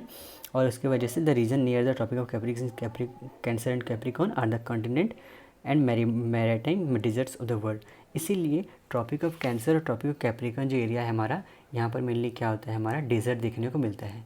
ठीक है, क्या देखने को मिलता है, डेजर्ट हमें देखने को मिलता है इस जगह पे बहुत ही ज़्यादा अमाउंट में। और टेम्परेचर्स आर वार्म। फिर हम अगर इक्वेटर का बात करें, इक्वेटर पे हमारा, तो उसमें क्या होता है, वहाँ पर टेम्परेचर बहुत ज़्यादा वार्म रहता है, इसलिए यहाँ पर क्या होता है, इवापोरेशन रेट हमारा बहुत ही ज़्यादा अमाउंट का हाई रहेगा। तो उसकी वजह से हमारे यहाँ पर सैलिनिटी बढ़ जाएगा। देख रहे हैं यहाँ पर सैलिनिटी बढ़ा है ना, उतना कमा नहीं लेकिन बढ़ा है। फिर इंक्रीज प्रेसिपिटेशन, बहुत ज़्यादा यहाँ पर ही प्रेसिपिटेशन होगा and run off partially offset the high salinity. फिर यहाँ पर जब हमारा बहुत ज़्यादा अमाउंट का हमारा इवापोरेशन रेट होगा तो बारिश भी वहाँ पर होगा, तो उसके वजह से क्या होगा, और रन ऑफ भी होगा, तो वहाँ पर ही हमारा हाई सैलिनिटी वहाँ पर ही जो है वो कम जाएगा। जैसे example, daily rain showers are common along the equator. Okay, now adding water to the ocean and lowering it salinity. तो ऐसा देखा जाता है कि इक्वेटर के पास जितना हमारा एरिया रहता है उसमें लगभग ऑलमोस्ट हमारा डेली बारिश होते रहता है। ठीक है, तो उसमें हमारा एडिंग वाटर, जिसकी वजह से क्या होता है, वो ओशन में हमारा वाटर को ऐड करता है, और जैसे हमारा फ्रेश वाटर ज़्यादा अमाउंट में ऐड होगा तो ऑब्वियसली वहाँ पर ही हमारा सैलिनिटी जो है वो कम अमाउंट में प्रेजेंट होगा। ठीक है, तो इसलिए हमारा इक्वेटर के पास सैलिनिटी हमारा कम जाता है। और क्या बोला, सबसे ज़्यादा सैलिनिटी हमें कहाँ पर मिलेगा देखने को, हमें ट्रॉपिक ऑफ कैंसर और ट्रॉपिक ऑफ कैप्रिकॉर्न में मिलते हैं। और सबसे ज़्यादा टेम्परेचर कहाँ देखने को मिलेगा, हमारा यहाँ इक्वेटर में मिलता है। ठीक है, तो डायग्राम जो है बहुत ज़्यादा इंपॉर्टेंट है, इसको आप याद रखिएगा, ये वाला फिगर। ओके, ये इंपॉर्टेंट लिख के अपने इसको अच्छे से देख के याद करिएगा। ओके, अभी हम देखते हैं फिगर 5.25। इसको फिगर को आप देखिए, जो लिखा हुआ है इसको आप देखते रहिए, मैं आपको समझा रहा हूँ। ठीक है, और ये डायग्राम के बेसिस पे आपको समझाऊंगा। तो आप उसको देखते रहिएगा, ऊपर जो लिखा हुआ है। ओके, तो चलिए यहाँ पर शुरू करते हैं। ओके, एक मिनट। ठीक है, हमारा इस फिगर में क्या बताया गया है कि ये एक सैटेलाइट कलेक्टेड डाटा है, जो कि हमारा क्या शो कर रहा है कि ओशन सरफेस का सैलिनिटी किस तरीके से वर्ल्ड वाइड हमारा वेरी करता है। तो हम ये नोटिस कर सकते हैं कि ओवरऑल पैटर्न जो है सैटेलाइट इमेज का जो मैच है हमारा फिगर 5.24 में दिया गया है। तो यहाँ पर क्या बोला है हमारा, ये फिगर 5.24 मतलब हमारा ये जो फिगर है ये किस तरीके से देखिए हमारा मैच कर रहा है। ठीक है, ये जो है ना फिगर हमारा किस तरीके से मैच कर रहा है इसके साथ, ये जो हमारा डायग्राम फिगर जो दिया हुआ है फिगर 5.25, ये जो फिगर है किसके साथ मैच कर रहा है, इसके साथ। कैसे कर रहा है वो मैं आपको बताता हूँ, कि जिसमें बोथ द ग्राफ, दोनों ग्राफ में, और जो सैटेलाइट इमेज है उसमें हमारा क्या क्या शो किया है कि हाई सैलिनिटी हमारा कहाँ पर मौजूद है, सब ट्रॉपिक्स के पास। ठीक है, पहले आपको ये बात बता देता हूँ कि ये जो हमारा पर्पल कलर का जो दिया हुआ है ना, ये सब जो हमारा पर्पल कलर का है, ये हमारा क्या इंडिकेट कर रहा है कि हमारा लोवेस्ट सैलिनिटी यहाँ पर ही पाया जा रहा है, जो कि मोस्टली कहाँ पर है, लैंड, जहाँ पर लैंड एरिया है ना, मोस्टली वहाँ पर हमारा लोवेस्ट सैलिनिटी पाया जा रहा है। बाकी हमारा जो रेड और ऑरेंज, रेड और हमारा जो ऑरेंज एरिया जो पाया जा रहा है वो हमारा क्या बोल रहा है कि यहाँ पर हमारा हाईएस्ट सैलिनिटी हमें मिल रहे हैं जो कि मोस्टली कहाँ पर हम देख सकते हैं, यहाँ पर ही सब ट्रॉपिक्स पे हैं, जहाँ पर हमारा क्या होता है, इवापोरेशन जो है बहुत ज़्यादा अमाउंट में हाई रहता है। ठीक है, तो इससे हमें क्या पता चला कि बोथ द ग्राफ और सैटेलाइट इमेज जो है उसमें हमारा हाई सैलिनिटी कहाँ पर शो कर रहा है, हमारा सब ट्रॉपिक्स के पास हमारा यहाँ पर शो कर रहा है। ठीक है, और हमारा लोवेस्ट सैलिनिटी जो है लोवेस्ट सैलिनिटी लोअर सैलिनिटी हमें कहाँ पर शो कर रहा है, हमारा रेनी पोलर रीजन पे हमारा शो कर रहा है। ठीक है, ये सब जो पोलर रीजन देख रहे हैं ना, तो यहाँ पर ही पर्पल कलर से हमारा यहाँ पर ये इंडिकेट कर रहा है। ठीक है, तो हमारे यहाँ लोवेस्ट सैलिनिटी हमारा यहाँ पर शो कर रहा है। ओके, और हम देख सकते हैं, और इक्वेटोरियल बेल्ट के पास, ठीक है। इक्वेटोरियल बेल्ट के पास हमारा लोअर सैलिनिटी यहाँ पर थोड़ा कम शो कर रहा है, यहाँ पर सबसे ज़्यादा हाई है, ठीक है। तो हम देखें तो वहाँ पर कि सबसे ज़्यादा यहाँ पर सैलिनिटी हमारा कहाँ पर कम है, हमारा पोलर रीजन के पास है। फिर हमारे सबसे ज़्यादा ट्रॉपिक कैंसर के पास आ जाता है, सबसे ज़्यादा हाई सैलिनिटी, और फिर डीप डाउन कहाँ कर जाता है, इक्वेटर के पास, मतलब कम सैलिनिटी यहाँ पर ही पाया जाता है, ठीक है। तो यहाँ पर ही हमारा यहाँ पर देख सकते हैं। तो फिर इन एडिशन हम ये क्या देखते हैं कि अटलांटिक ओशन का हाई सैलिनिटी होता है value then the Pacific Ocean, ठीक है। तो अटलांटिक ओशन का जो सैलिनिटी है ना वो हमारा किससे है, हाई है। किससे, पैसिफिक ओशन से हमारा इसका जो सैलिनिटी है हमारा हाई है। अटलांटिक ओशन का जो सैलिनिटी है हमारा वो क्या है, वो हायर सैलिनिटी वैल्यू है किससे, पैसिफिक ओशन से, ठीक है। ये देख सकते हैं, हम दिख रहा है ना, हम कैसे क्या बोले थे कि रेड और ऑरेंज कलर से हमारा क्या रिप्रेजेंट कर रहा है कि यहाँ पर सबसे हाईएस्ट सैलिनिटी पाया जाएगा और यहाँ पर ही हमारा थोड़ा सा कम सैलिनिटी पाया जा रहा है। तो यहाँ पर हमें क्या पता चला कि अटलांटिक ओशन के पास हमारा ज़्यादा सैलिनिटी पाया जाता है as compare to Pacific Ocean. तो ऐसा हो किस लिए रहा है, इसका एकमात्र ये है कि यहाँ पर हमारा इवापोरेशन रेट जो है वो हमारा प्रेसिपिटेशन रेट को एक्सीड कर जाता है, इसीलिए जो क्लाउड फॉर्म होता है इस रीजन में हमारा वो फॉल्स कहाँ पर कर जाता है, पैसिफिक ओशन में फॉल कर जाता है। तो यहाँ पर लिख लीजिए, in Atlantic Ocean evaporation rate is greater than precipitation, मतलब जितना अमाउंट का ज़्यादा इवापोरेट हो जाता है ना उतना कम बारिश वहाँ पर हो नहीं पाता है, इसलिए यहाँ पर हमारा सैलिनिटी जो है मतलब हाई प्रेजेंट रहता है। ओके, यहाँ पर जो क्लाउड फॉर्म और जो इस रीजन पे होंगे हमारा वो कहाँ पर आके गिर जाएंगे, इस रीजन में आके गिर जाते हैं, ठीक है। तो इसलिए हमारा यहाँ पर पैसिफिक ओशन में कम टाइप का सैलिनिटी मिलता है, कम सैलिनिटी मिलता है as compare to Atlantic Ocean. I think अब क्लियर होगा आपको। अभी हम पढ़ते हैं कहाँ पर, हाँ, सैलिनिटी वेरिएशन विद डेप्थ, जैसे जैसे हम डेप्थ में हम देखेंगे। फिगर 5.26 में आप देखिएगा, यहाँ पर मैं आपको बताता हूँ इस फिगर का अब हमारा काम है। तो इस फिगर में मैं क्या बोल रहा है, वो हमारा इस फिगर में हमें क्या बोला है कि हमारा किस तरीके से सी वाटर का सैलिनिटी जो है वो डेप्थ के साथ हमारा वेरी कर रहा है। और यहाँ पर बोला है ग्राफ में ये शो किया है कि हमारा for the open ocean far from land, और हमारा क्या शो किया है, वो एक कर्व जो है हमारा वो हमारा हाई एल्टीट्यूड रीजन को शो कर रहा है, और एक कर्व जो है हमारा वो लो एल्टीट्यूड रीजन को हमारा शो कर रहा है।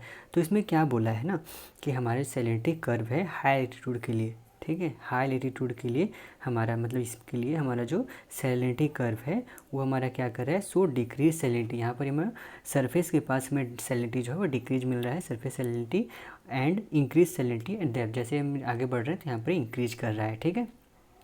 और वहीं पर हम देखें तो यहाँ पर है जो लो एल्टीट्यूड में देखें तो यहाँ पर इस कर्व में हमें क्या बता रहा है कि सैलिनिटी कर्व जो है लो एल्टीट्यूड के लिए वो so increase salinity eight the surface पे हमें इंक्रीज सैलिनिटी मिल रहा है, और बाकी हमें जैसे जैसे डेप्थ में जाएंगे हमें ये डिक्रीज सैलिनिटी हमें यहाँ पर मिलता है।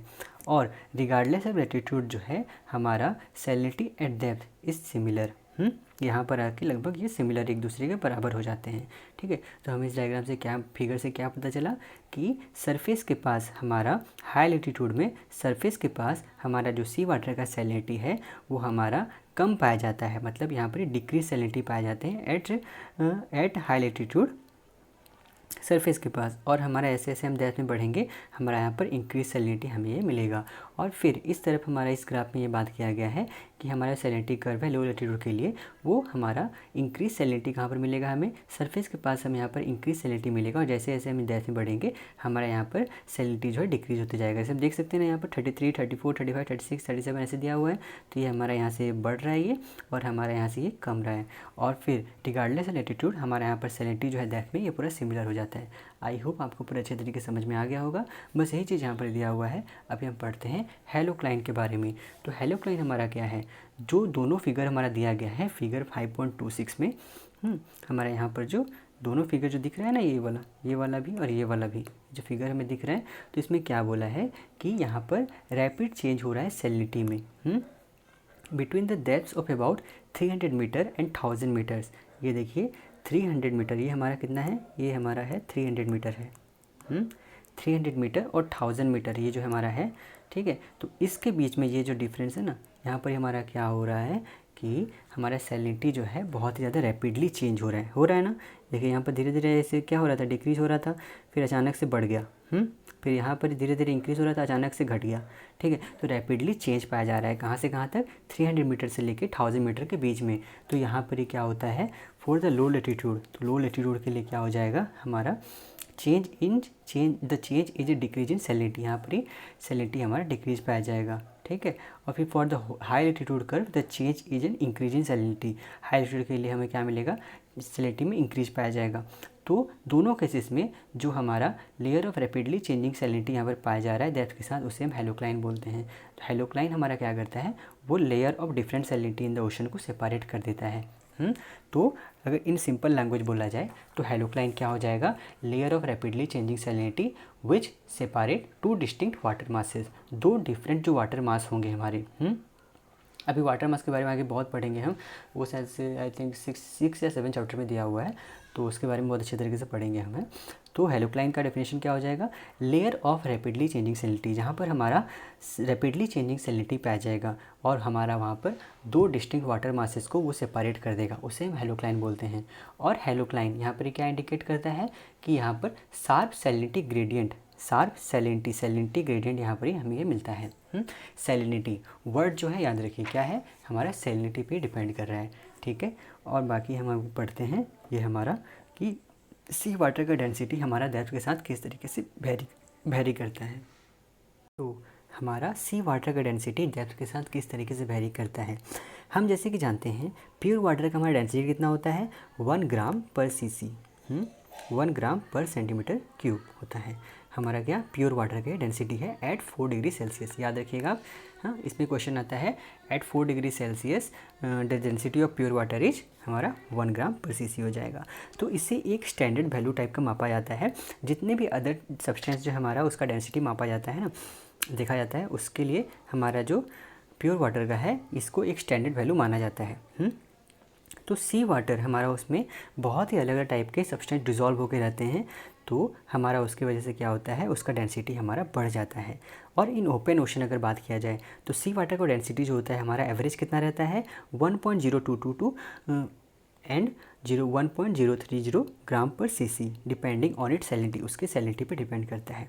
तो क्या बोलने का मतलब है कि ओपन ओशन मतलब हमारा लैंड से जो दूर में, बहुत ज़्यादा दूर में हमें जो ओशन मिल रहा है, उसका जो सी वाटर का डेंसिटी होता है उसका एवरेज कितना रहता है हमारा, वो हमारा रहता है 1.022 टू 1.030 ग्राम पर cc। ठीक है, ग्राम पर सेंटीमीटर क्यूब। वो हमारा कैसा उसका सैलिनिटी रहेगा, अगर हमारा कम हुआ तो ये होगा और ज़्यादा हुआ तो ये होगा। ओके, फिर thus the density of sea water जो है हमारा वो 2 से 3% ज़्यादा रहता है than that of pure water. Sea water का डेंसिटी रहता है ना हमारा, वो 2 से 3% ज़्यादा रहता है हमारा प्योर वाटर से। ठीक है, तो आप इस बात को याद रखिएगा, हमारे यहाँ पर वो देख सकते हैं। ठीक है, प्योर वाटर कितना है, 1 ग्राम पर cc है, और यहाँ पर ही 1.022 है और 1.030 यहाँ पर ही वेरी कर रहा है, किस पे, सैलिनिटी के बेसिस पे। तो unlike fresh water, sea water जो है हमारा ये continue to increase in density until it freezes at a temperature of -1.9 degree Celsius. हम पहले भी इसे पढ़ चुके हैं सी वाटर और प्योर वाटर का डिफरेंस में, कि हमारा सी वाटर का फ्रीजिंग पॉइंट जो होता है वो कितना होता है, -1.9 डिग्री सेल्सियस होता है। ठीक है, तो हमारे यहाँ पर क्या बोला गया कि फ्रेश वाटर का जैसा नहीं, फ्रेश वाटर को छोड़ के जैसे हमारा सी वाटर जो है वो हमारा उसका डेंसिटी बढ़ते रहता है जब तक वो हमारा एक टेम्परेचर जो है -1.9 डिग्री सेल्सियस पे जब तक वो फ्रीज ना हो जाए।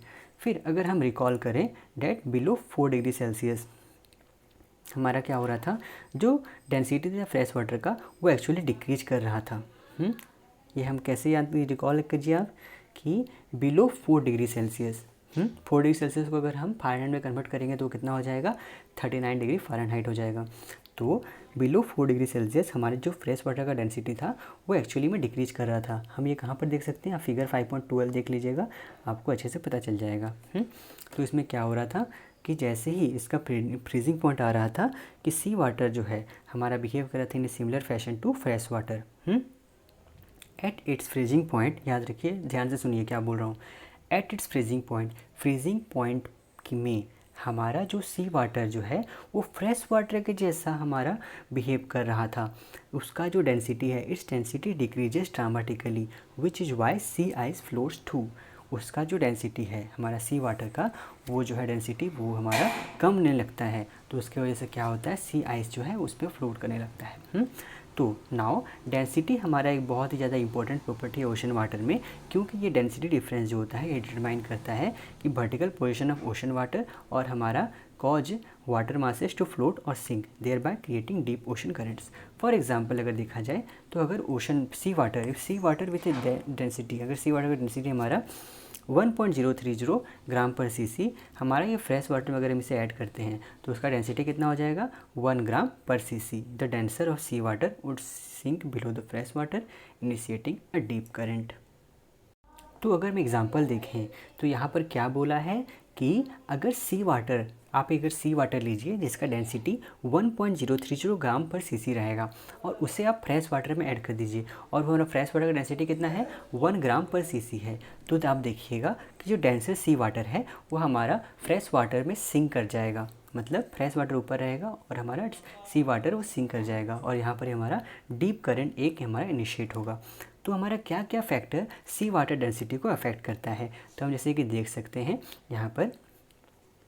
तो हमारे यहाँ पर क्या बोला है कि जो ओशन जैसे कि अर्थ का इंटीरियर रहता है, अर्थ के इंटीरियर में जैसे क्या पढ़े थे, क्रस्ट, मेंटल, कोर, यहाँ पर ऑलवेज पाए जाते हैं। तो उसी टाइप का ओशन में भी एक टाइप का लेयर पाया जाता है उसके डेंसिटी के मुताबिक। डेंसिटी के अकॉर्डिंग हमारा वहाँ पर ही उसका लेयर भी को भी अलग अलग टाइप का डिवाइड किया गया है। तो लो डेंसिटी जो वाटर रहता है, जिस पानी का हमारा डेंसिटी अगर कम होगा तो ऑब्वियसली वो क्या होगा, वो सरफेस से पाया जाएगा, उसका डेंसिटी मतलब फ्लो करेगा, ठीक है। और जिसका जो हाई डेंसिटी रहेगा वाटर का, वो हमारा क्या होगा, वो हमारा नीचे तरफ पाया जाएगा, ठीक है, नीचे तरफ पाया जाएगा। तो except for some shallow inland sea मतलब क्या हो गया, लैंड, बहुत पार्ट अगर लैंड है और इसमें छोटा सा अगर सी अगर हमें मिलता है, ठीक है, तो उसे हम इनलैंड सी बोलते हैं। तो वहाँ पर हाई रेट ऑफ इवापोरेशन के कारण हमारा वहाँ पर that create high salinity water यहाँ पर हमारा बन जाता है, ठीक है, इस दौरान पे इनलैंड सी में। तो हमारे जो हाई डेंसिटी वाटर रहता है ना, वो हमारे कहाँ पर पाए जाएंगे, is found at the deepest ocean depths. Ocean के सबसे डीपेस्ट पार्ट में हमारा क्या होगा, वहाँ पर ही हाई डेंसिटी वाटर हमारा पाया जाएगा। और लेट्स एग्जामाइन, अगर हम एग्जामाइन करें कि किस तरीके से टेम्परेचर, सैलिनिटी और प्रेशर हमारा सी वाटर डेंसिटी को इन्फ्लुएंस करते हैं bye expressing the relationship using arrow. Arrow मतलब यहाँ पर इंक्रीज़ कर रहा है और डाउन एरो मतलब यहाँ पर डिक्रीज़ कर रहा है। अप एरो इंक्रीज़ कर रहा है, डाउन एरो मतलब डिक्रीज़ कर रहा है। तो जैसे ही हमारा टेम्परेचर जो है बढ़ेगा तो वहाँ पर ही क्या होगा, सी वाटर जो है वो हमारा क्या होगा, डिक्रीज़ कर जाएगा। सी वाटर का डेंसिटी हमारा क्या होगा, डिक्रीज़ कर जाएगा। क्यों, क्योंकि यहाँ पर हमारा थर्मल एक्सपांशन के चलते ये होगा, क्योंकि थर्मल एक्सपांशन यहाँ पर ही काम करेगा। थर्मल एक्सपांशन क्या होता है, हीट जो है वो किसी भी चीज़ को एक्सपांड कर देता है। तो जैसे ही हमारा टेम्परेचर इंक्रीज होगा, हमारा सी वाटर का डेंसिटी जो है वो कम जाएगा, और जैसे ही हमारा टेम्परेचर जो है वो कमेगा, सी वाटर का डेंसिटी होगा हमारा बढ़ जाएगा। ओके, हमारा पहला पॉइंट क्लियर हो गया। फिर जैसे ही हमारा सैलिनिटी जो है, अब सैलिनिटी का बारी आ गया। अब जैसे ही हमारा सैलिनिटी जो है बढ़ेगा, सैलिनिटी बढ़ेगा तो क्या होगा, ऑब्वियसली वहाँ पर ही हमारा सी वाटर का डेंसिटी जो है बढ़ जाएगा, क्योंकि यहाँ पर ही एक्स्ट्रा हमारा डिज़ोल्व मटेरियल जो है वो ऐड हो जाएंगे। यहाँ पर ही हमारा addition of more dissolve material हमारा होगा। तो जैसे ही हमारा सैलिनिटी जो है कमेगा, तो उस दौरान क्या होगा, हमारा सी वाटर का डेंसिटी वो भी कम जाएगा, ठीक है। तो इस बारे में ध्यान आप ये रखिएगा। फिर जैसे ही हमारा प्रेशर जो है, प्रेशर मतलब जितना डेप्थ पे जाएंगे हमारा प्रेशर बढ़ेगा। तो जैसे ही हमारा प्रेशर इंक्रीज होगा, सी वाटर का डेंसिटी जो है वो भी हमारा बढ़ेगा, क्योंकि यहाँ पर ही due to compressive effect of pressure. और ये जो तीनों फैक्टर है, इसमें हमारा टेम्परेचर और सैलिनिटी हमारा ये इन्फ्लुएंस करते हैं डेंसिटी ऑफ सरफेस वाटर को। और हमारा प्रेशर जो है वो इन्फ्लुएंस करता है sea water density only when very high pressure encountered such as in deep ocean trenches. Still the density of sea water जो है डीप ओशन में वो कितना है, सिर्फ हमारा 5% ज़्यादा है than at the ocean surface. तो हमारा क्या बोला गया कि सी वाटर में जो हमारा डेंसिटी है इन द डीप ओशन जो है वो सिर्फ हमारा 5% ग्रेटर देन ओशन सरफेस है। तो इसी में क्या पता चल रहा है, showing that despite tons of pressure, tons of pressure वहाँ पर ही पड़ रहा है पर स्क्वायर सेंटीमीटर में, फिर भी हमारा वाटर जो है नियरली इनकॉम्प्रेसिबल है। हमारा क्या शो कर रहा है कि हमारा इतना प्रेशर पड़ने के कारण भी, टन्स ऑफ प्रेशर पड़ने के कारण भी हमारा जो वाटर है नियरली इनकॉम्प्रेसिबल है। तो जैसे एयर हमारा होता है जो कि हमारा compressed which can be compressed and put in a tank for use in scuba diving.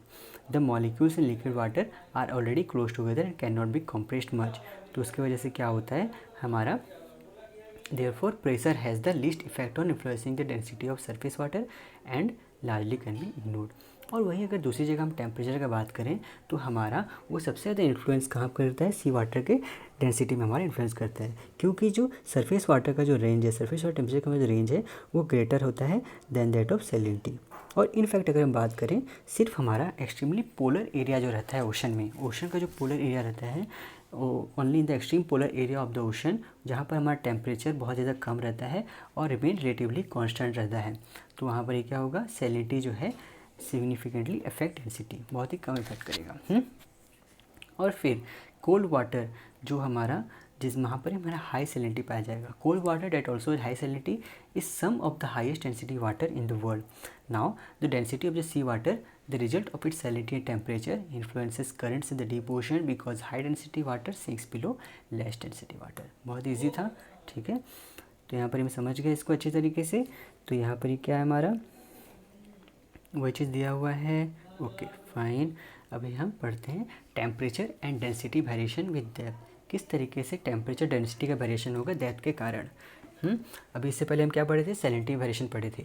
अगर हमारा सडन में सैलिनिटी में चेंजेस आ रहा है तो हम उसे क्या बोले थे, हेलोक्लाइन बोले थे. अभी हम पढ़ेंगे यहाँ पर ही थर्मोक्लाइन. थर्मोक्लाइन में यहाँ पर ही क्या होता है, सडन चेंज इन टेम्परेचर आएगा. फिर पिक्नोक्लाइन में क्या होता है, हमारा सडन चेंज इन डेंसिटी आएगा.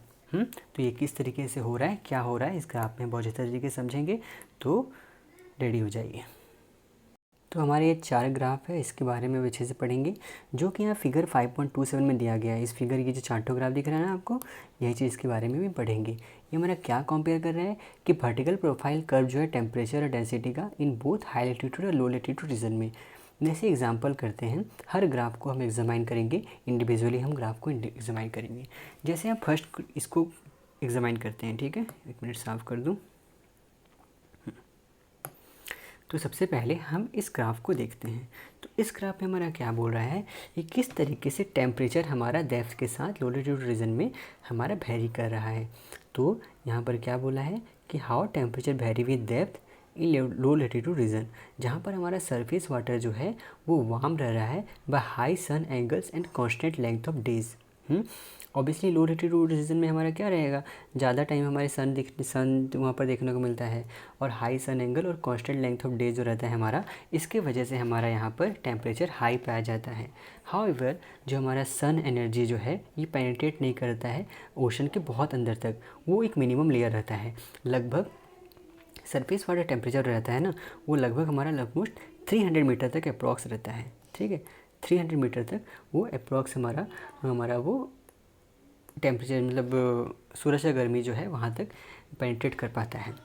Because until a depth of about 300 metre, because of good surface mixing mechanism such as surface current, waves and tides below about 300 metre. फिर 300 metre के बाद क्या होता है, हमारा जो टेम्परेचर है वो रैपिडली हमारा क्या होता है, डिक्रीज करने लगता है. कहाँ तक, until about टेम्परेचर 1000 मीटर.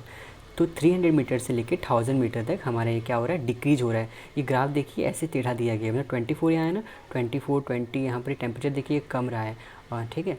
तो यहाँ पर ही हमारा क्या हो गया, यहाँ पर ही हमारा टेम्परेचर डिक्रीज कर रहा है until a depth of about 1000 metre. फिर बिलो 1000 मीटर हमारा क्या हो रहा है, जो टेम्परेचर है वाटर का जो लो टेम्परेचर है वो again remains constant down to the ocean floor. फिर वो हमारा कांस्टेंट हो जा रहा है पूरा ओशन फ्लोर तक, ठीक है. तो हम इसमें क्या समझे कि हमारा ओशन का जो सरफेस टेम्परेचर है वो हमारा ये कहाँ पर पाया जा रहा है, मेनली पहले ये जानते हैं कि लो लेटीट्यूड रीजन में पाया जा रहा है. लो लेटीट्यूड रीजन मतलब हमारा कहाँ पर, हमारा ये जैसे इक्वेटर हो गया, इक्वेटर हो गया, या फिर हमारा बोल सकते हैं आपका Tropic of Cancer, Tropic of Capricorn, ये सब हमारा रीजन में जो पाया जा रहा है. तो इसमें क्या होता है ना, हमारा बहुत ज़्यादा अमाउंट का वहाँ पर ही कांस्टेंट लेंथ ऑफ डे हमारा देखा जाता है, और वहाँ पर हमारा टेम्परेचर जो है कम मतलब कांस्टेंट रहता है, और सन का एंगल भी वो मेंटेन रहता है. तो उसके वजह से टेम्परेचर हमारा यहाँ पर ही ज़्यादा पाया जाता है. और ये तो हमारा जो सन जो रहता है ना, तो सन का जो टेम्परेचर रहता है वो हमारा कुछ ही अमाउंट तक यहाँ पर ही पेनिट्रेट कर पाता है, मतलब लगभग 300 मीटर तक हमारा सन का जो सनलाइट है वो यहाँ पर पेनिट्रेट कर पाता है। बाकी फिर 300 मीटर से वो हमारा यहाँ पर ही रैपिडली डिक्रीज इन टेम्परेचर हमारा देखा जाता है। फिर लगभग 1000 मीटर तक हमारा यहाँ पर ही दिखा जाएगा। फिर यहाँ 1000 मीटर से फिर जो नीचे ओशन फ्लोर तक पूरा हमारा कांस्टेंट पाया जाएगा। फिर वही केस हमारा यहाँ पर ही हमारा आ जाता है पिकनोक लाइन में। तो पिकनोक लाइन में हमारा क्या होता है, हमारा ये जो डेंसिटी कर्व है लो लेटीट्यूड रीजन का, तो ये कहाँ पर है, ये भी हमारा लो लेटीट्यूड रीजन में दिखाया गया है। ठीक है, तो इसमें क्या हो रहा है, density is relatively low eight the surface. तो डेंसिटी इसमें लो किस लिए है, सरफेस पे बोला है कि हमारा जो रहता है डेंसिटी वो लो रहता है। ऐसा क्यों बोला गया है, क्योंकि सरफेस वाटर टेम्परेचर जो रहता है ना वो वाई रहता है, वो मतलब हाई रहता है। अब सरफेस टेम्परेचर जो वाटर रहेगा हाई होने का कारण वो क्या होता है, वो थर्मल एक्सपांसन के चलते वो हमारा वहाँ पर ही उसका क्या होगा, ऑब्वियसली डेंसिटी कम जाएगा। अभी हमें आगे पढ़े थे ऊपर, यहाँ पर देखे थे ना, जैसे हमारा टेम्परेचर बढ़ेगा तो सी वाटर डेंसिटी जो है कम जाएगा ड्यू टू थर्मल एक्सपांसन, यहाँ पर पढ़े थे। ओके, तो वहीं पर यहाँ पर ये कॉन्सेप्ट हमारा यहाँ पर आ रहा है। तो यहाँ पर ये क्या बोल रहा है कि density is low because surface water temperature यहाँ पर ही हाई रहता है। और आपको याद रखना पड़ेगा, रिमेंबर डैट टेम्परेचर जो है उसका बहुत ज़्यादा इन्फ्लुएंस रहता है कहाँ पर, डेंसिटी, और टेम्परेचर जो है इन्वर्सली प्रोपोर्शनल रहता है डेंसिटी से। Temperature is inversely proportional to density. जितना ज़्यादा हमारा डेंसिटी होगा उतना ही हमारा वहाँ पर ही कम टाइप का टेम्परेचर देखने को, मतलब जितना टेम्परेचर देखने को मिलेगा, जितना हाई टेम्परेचर होगा उतना कम डेंसिटी देखने को मिलेगा, ये कॉन्सेप्ट है। फिर बिलो द सरफेस, अगर सरफेस के बिलो मतलब 300 से लेकर 1000 मीटर के बीच में अगर हम देखें तो वहाँ हमारा क्या होता है, एक रैपिडली चेंज इन डेंसिटी मिलता है। मतलब हमारा यहाँ पर डेंसिटी जो है ना वो बढ़ना स्टार्ट हो जाता है, रैपिडली बढ़ता है। यहाँ पर हमारा थर्मोक्लाइन में क्या होता है, ये कम रहा था, लेकिन वहीं हमारा पिकनोक्लाइन में क्या होता है, हमारा ये बढ़ना स्टार्ट होता है। ठीक है, कहाँ तक, 1000 मीटर तक। फिर 1000 मीटर के बाद लगभग हमारा ये फिर dip to the ocean floor हमारा ये कांस्टेंट हो जाता है। समझ में आ गया। फिर अब अगर हम बात करें फिगर 5.27, मतलब यहाँ पर इसका इस फिगर का अगर हम बात करें तो इसमें हमारा क्या बोल रहा है कि किस तरीके से हमारा टेम्परेचर वेरी कर रहा है डेप्थ के साथ हाई एल्टीट्यूड रीजन में। ये हमारा हाई एल्टीट्यूड रीजन का ये बात किया जा रहा है। तो यहाँ पर क्या हो रहा है, हमारा जो सरफेस वाटर है वो रिमेन कूल रह रहा है ईयर अराउंड, पूरे साल तक हमारा जो है हाई एल्टीट्यूड रीजन में हमारा पूरा साल भर हमारा जो है सरफेस वाटर जो कूल रहता है, और डीप वाटर टेम्परेचर रहता है वो are about the same at the surface, वो भी सरफेस पे हमेशा वो सेम ही रहते हैं। तो उसकी वजह से क्या होता है, जो टेम्परेचर कर्व है हाई एल्टीट्यूड रीजन में वो पूरा स्ट्रेट वर्टिकल लाइन में हमें यहाँ मिलेगा, किसी टाइप का यहाँ पर चेंजेस पाए नहीं जा रहे हैं, इसलिए हमें यहाँ पर थर्मोक्लाइन जो है यहाँ पर एब्सेंट पाया जाएगा। मतलब हाई एल्टीट्यूड रीजन में हमारा क्या हो रहा है, और एक बार ध्यान से सुनिए कि हाई एल्टीट्यूड रीजन में हमारा टेम्परेचर जो है वो हमारा मेंटेन हमेशा रह रहा है, मतलब ठंडा पाया जाएगा हाई एल्टीट्यूड रीजन में। जैसे हाई एल्टीट्यूड मतलब क्या हो रहा है यहाँ पर समझिए, पहले ये होता है हमारा पोलर रीजन होता है। तो पोलर रीजन जैसे में वहाँ पर ये जैसे जानते हैं ठंडी बहुत पड़ता है, बर्फीली जगह रहते हैं, तो ऑब्वियसली वहाँ पर क्या होगा, हमारा सरफेस वाटर जो रहेगा वो हमेशा ठंडा पाया जाएगा। और डीप वाटर टेम्परेचर रहेगा वो भी हमेशा लगभग उनका टेम्परेचर जो रहता है ऑलमोस्ट सेम पाया जाएगा एट द सरफेस। फिर हमारा जो टेम्परेचर कर्व यहाँ पर फिर कैसे मिलेगा, किसी टाइप का यहाँ पर चेंजेस हो ही नहीं रहा है, पूरा साल भर तो सेम रह रहा है। तो इसके वजह से हमारे यहाँ जो टेम्परेचर कर्व है वो हाई एल्टीट्यूड रीजन में वो एक स्ट्रेट वर्टिकल लाइन पे पाया जाएगा, जो कि हमारे क्या इंडिकेट करता है कि यूनिफॉर्म कंडीशन है एट सरफेस एंड डेप्थ। आगे समझ में। फिर अगर हम बात करें हाई एल्टीट्यूड रीजन, फिर हाई एल्टीट्यूड रीजन में डेंसिटी में किस तरीके का यहाँ पर ही चेंजेस आएगा।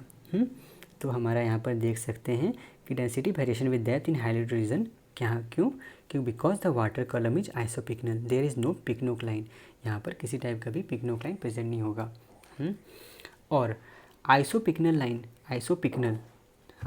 लाइन का पहले डेफिनेशन बता देता हूँ आपको, क्या होता है आइसोपिक्नल लाइन। ये हमारा क्या होता है, line connecting the point of equal density. Line लिख लीजिए, line connecting the point of equal density. ठीक है, तो हमारा यहाँ पर क्या बोल रहा है, फिर यहाँ पर देखते हैं कि यही देखते हैं हम, आप इस नीचे पढ़ते रहिएगा। ठीक है, मैं आपको डायग्राम के हिसाब से इसको समझा दे रहा हूँ, आप बस इसको देखते रहिएगा और मैं आपको इसमें आज समझाता हूँ। ठीक है, तो यहाँ पर क्या बोल रहा है हमारा कि इस फिगर में कि डेंसिटी जो है वो रिलेटिवली हाई रहेगा। कहाँ पर? सरफेस पे, ठीक है, सरफेस पे हाई पाया जाता है। क्यों? क्योंकि सरफेस वाटर टेम्परेचर जो है यहाँ पर ही बहुत ज़्यादा कम पाया जाता है, ठीक है। देख रहे हैं सबसे ज़्यादा मतलब हाई यहाँ पर डेंसिटी जो है 1.028 पाया जा रहा है, मतलब हाई है। तो हमारा जो हाई एल्टीट्यूड रीजन में डेंसिटी जो है वो सरफेस वाटर पे हाई पाया जाएगा, क्योंकि सरफेस वाटर टेम्परेचर जो है यहाँ पर ही बहुत ज़्यादा कम रहता है। और डेंसिटी जो है वो high below the surface water, high, 1 minute पानी पी लो थोड़ा, हाँ हो गया। तो हमारा density is high below the surface, too because water temperature जो है यहाँ पर ही कम पाया जाएगा। अब डेंसिटी कर्व जो हाई एल्टीट्यूड रीजन में वो यहाँ पर क्या होगा, वो भी स्ट्रेट वर्टिकल लाइन में शो होगा, हमारा वो भी स्ट्रेट वर्टिकल लाइन में मिलेगा, जो कि हमारा क्या इंडिकेट कर रहा है कि यूनिफॉर्म कंडीशन है सरफेस पे और एक यहाँ पर डेप्थ पे।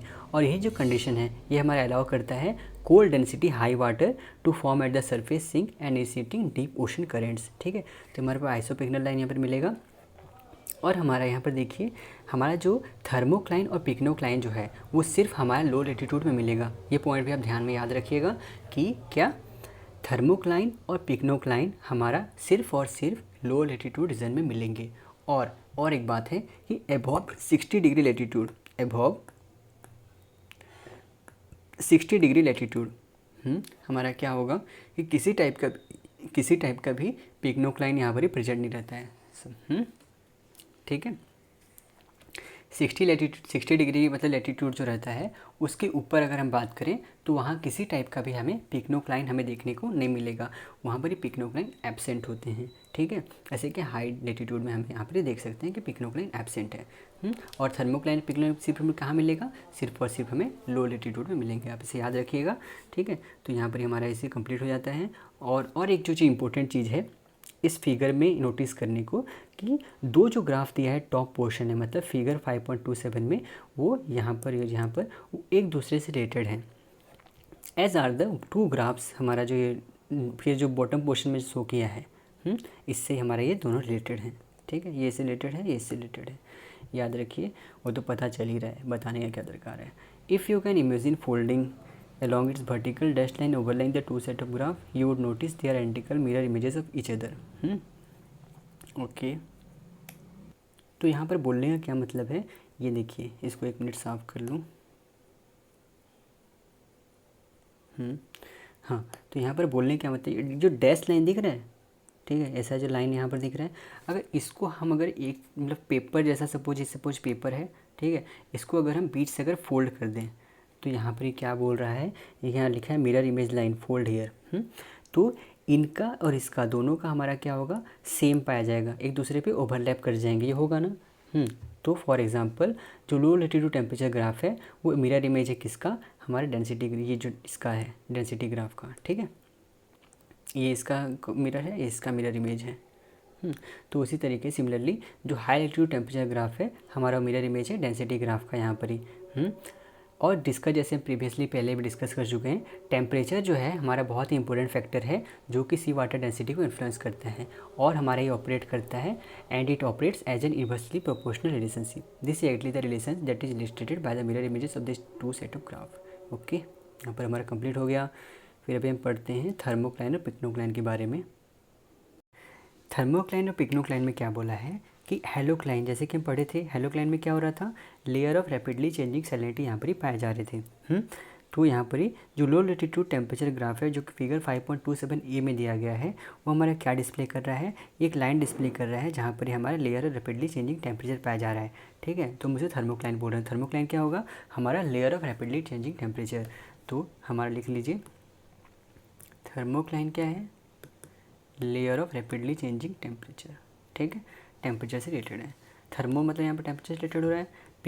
पिक्नोक्लाइन में क्या हो रहा था हमारा, हमारा layer of rapidly changing density, यहाँ पर डेंसिटी में चेंजेस पाए जाते थे।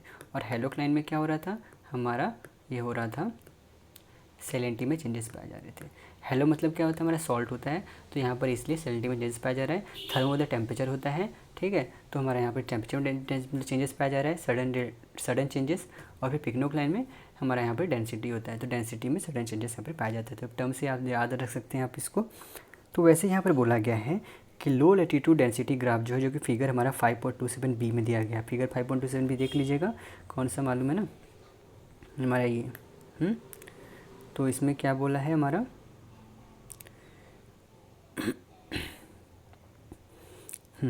वो हमारा क्या डिस्प्ले कर रहा है, कर्विंग लाइन, जो कि हमारा इंडिकेट करता है पिकनोक लाइन को।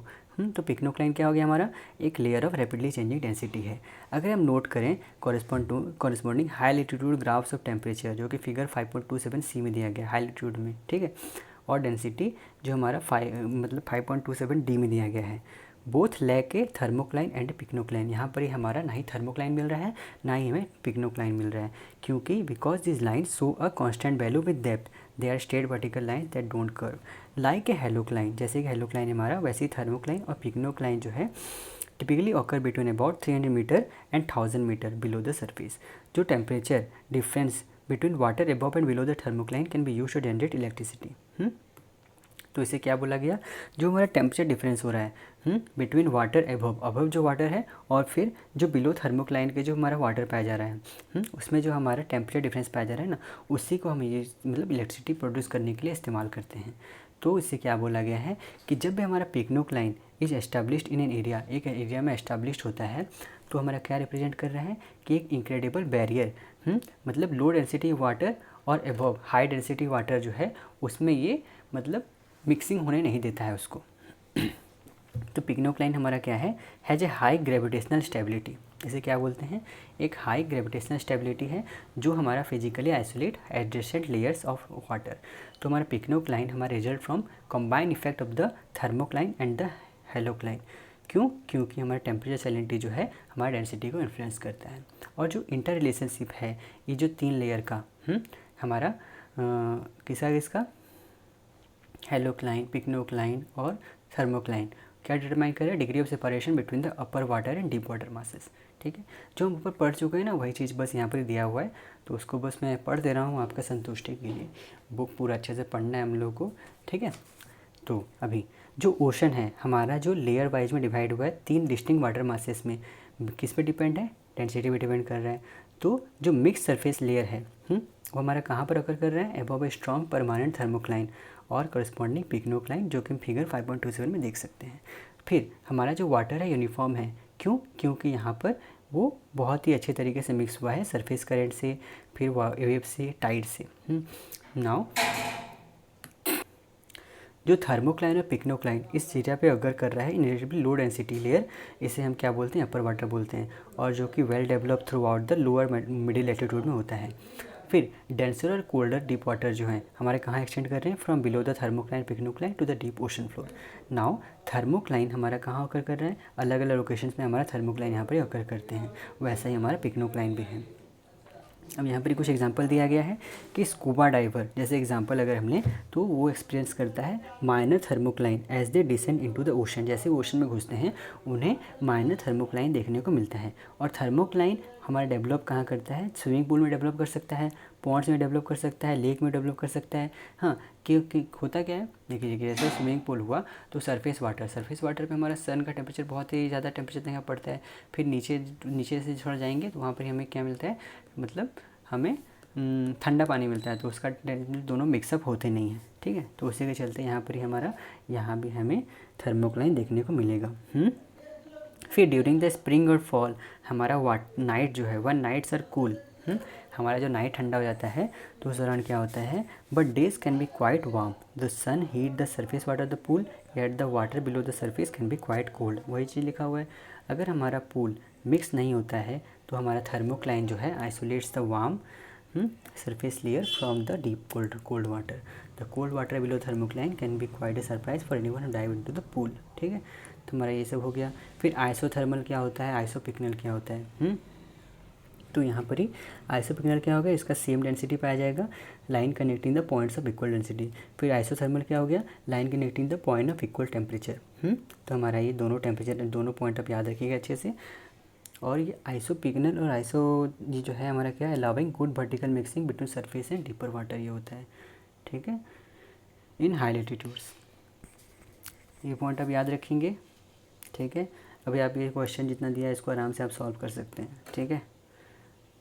हो गया हमारा यहाँ पर ये देखिए दिया है halocline layer of rapidly changing salinity, thermocline layer of rapidly changing temperature, pycnocline layer of rapidly changing density. मैं तो इसको भी इतना बार पढ़ा चुका हूँ कि आप खाली वीडियो देख लेंगे ना तो आपको याद रह जाएगा, मतलब टर्म ही आपको याद रह जाएगा, कुछ भी दोबारा याद करने का दरकार ही नहीं है पढ़ने का। तो आप इसको अच्छे से रहिए। आई नो वीडियो बहुत ज़्यादा लंबा हो रहा है, लेकिन क्या कुछ नहीं कर सकते हैं, इसी वीडियो में ही ख़त्म करना पड़ेगा। 3 पार्ट बन चुका है इसका, ठीक है। तो इसी वीडियो में हम इसको ख़त्म करेंगे और पार्ट बनाने वाला हूँ नहीं, इसके बाद फिर नेक्स्ट चैप्टर स्टार्ट करेंगे। ओके, तो what methods are use to desalinate sea water. क्या क्या मेथड का इस्तेमाल करते हैं सी वाटर को डिसैलिनेट करने के लिए। डिसैलिनेट मतलब हमारा क्या हो रहा है, सी वाटर में जो हमारा सैलिनिटी मौजूद होता है ना, सी वाटर को हम पी नहीं सकते हैं क्योंकि सैलिनिटी बहुत ज़्यादा हाई रहता है, ठीक है, बहुत ज़्यादा अमाउंट में सॉल्ट प्रेजेंट रहता है। तो उसको हम डिसैलिनेट कैसे करेंगे, उस प्रोसेस में डिसैलिनेट मतलब उसमें से सैलिनिटी, उसका जो नमकीनपन है उसको हम कैसे हटा देंगे और उसको हम प्योर वाटर पानी पीने लायक कैसे बनाएंगे, कौन से मेथड से बनाएंगे, उसके बारे में यहाँ पर पढ़ेंगे। तो डिसैलिनेशन होता है क्या हमारा, और सॉल्ट रिमूवल होता है फ्रॉम सी वाटर, और हमारा can provide fresh water for business, home और एग्रीकल्चर यूज, ठीक है। तो ये मोस्टली जो है ना हमारा सऊदी अरेबिया में अभी ये टेक्निक बहुत ज़्यादा अमाउंट में इस्तेमाल होता है। मतलब सऊदी अरेबिया इतना फैला हुआ है ना, दुबई में, यहाँ पर ही हर जगह में उनका जो कोना कोना में है वो पानी से तो बहुत अमाउंट में घिरा हुआ है, लेकिन वहाँ पर ही पानी पीने लायक नहीं है। तो ऐसा स्टोरी मैं बता देता हूँ, एक शॉर्ट स्टोरी, कि वहाँ पर ही पानी का कमी पड़ा किस लिए। मेनली जो हमारा सऊदी अरेबिया जो है वहाँ पर ही ग्राउंड वाटर बहुत ही अच्छे अमाउंट में पहले पाए जाते थे, लेकिन उन्हें एक फिर व्हीट उगाने का जोश चढ़ गया। व्हीट मतलब गेहूँ, तो ठीक है, तो हमारा गेहूँ तो बहुत ज़्यादा पानी पीता है, तो उसकी वजह से क्या हुआ ना, तो गेहूँ जो है वहाँ का जो कितना ग्राउंड वाटर था वो सब मतलब पी गया, मतलब बहुत ही हमारा ग्राउंड वाटर जो है, उनका जो ग्राउंड वाटर था वो बहुत ही अमाउंट में कम गया। तो उस दौरान क्या हो गया, हमारे यहाँ पर पानी का बहुत ज़्यादा किल्लत पड़ गया, हमारा कहाँ पर कमी पड़ गया, हमारा सऊदी अरेबिया में। तो उन्हें पैसा तो अब उनके पास बहुत है, उनके पास, और ये भी उनके पास है टाइम, मतलब, और ये जो प्रोसेस है डिसैलिनेशन प्रोसेस के लिए बहुत ही अमाउंट का एनर्जी दरकार होता है। मतलब उनके पास तो पेट्रोलियम का भरमार है, ठीक है, तो वो पेट्रोलियम यहाँ पर इस्तेमाल करके अपना, मतलब पेट्रोल इस्तेमाल करके वो बहुत ही अमाउंट में अपना काम कर लेते हैं। लेकिन हमारे ऐसा देश तो अभी कर नहीं सकता है डिसैलिनेशन प्रोसेस, तो क्योंकि हमारा तो पानी ठीक ठाक मौजूद है, लेकिन अभी भी कम रहा है, आगे भी फ्यूचर में हमें दरकार पड़ सकता है, ठीक है। तो उतना अमाउंट का हमारे पास तो पेट्रोल है नहीं, हमारा तो खुद का उतना है नहीं, ठीक है, बाहर देश से हम लाते हैं, ठीक है। तो ये तो हमारा हो गया। तो ये हमारा, चलो डिसैलिनेट प्रोसेस क्या है हम इसको अच्छे से जान गए, और लगभग इसको पढ़ा दूँ, यहाँ से पढ़ते हैं वो प्रोसेस में क्या है क्या नहीं, बस स्टोरी टाइप को बताया हुआ है। तो डिस्टिलेशन प्रोसेस से और मेम्ब्रेन प्रोसेस से, ये ऐसे प्रोसेस हैं जहाँ पर हम इससे मतलब डिसैलिनेट इसको कर सकते हैं, ठीक है। फिर यहाँ पर अदर मेथड डिसैलिनेशन जो कि फ्रीज सेपरेशन है, उसके बारे में यहाँ पर पढ़ेंगे, फिर जाके हमारा चैप्टर कंप्लीट हो जाएगा, ठीक है। तो बस यहाँ पर हमें इसे पढ़ना है।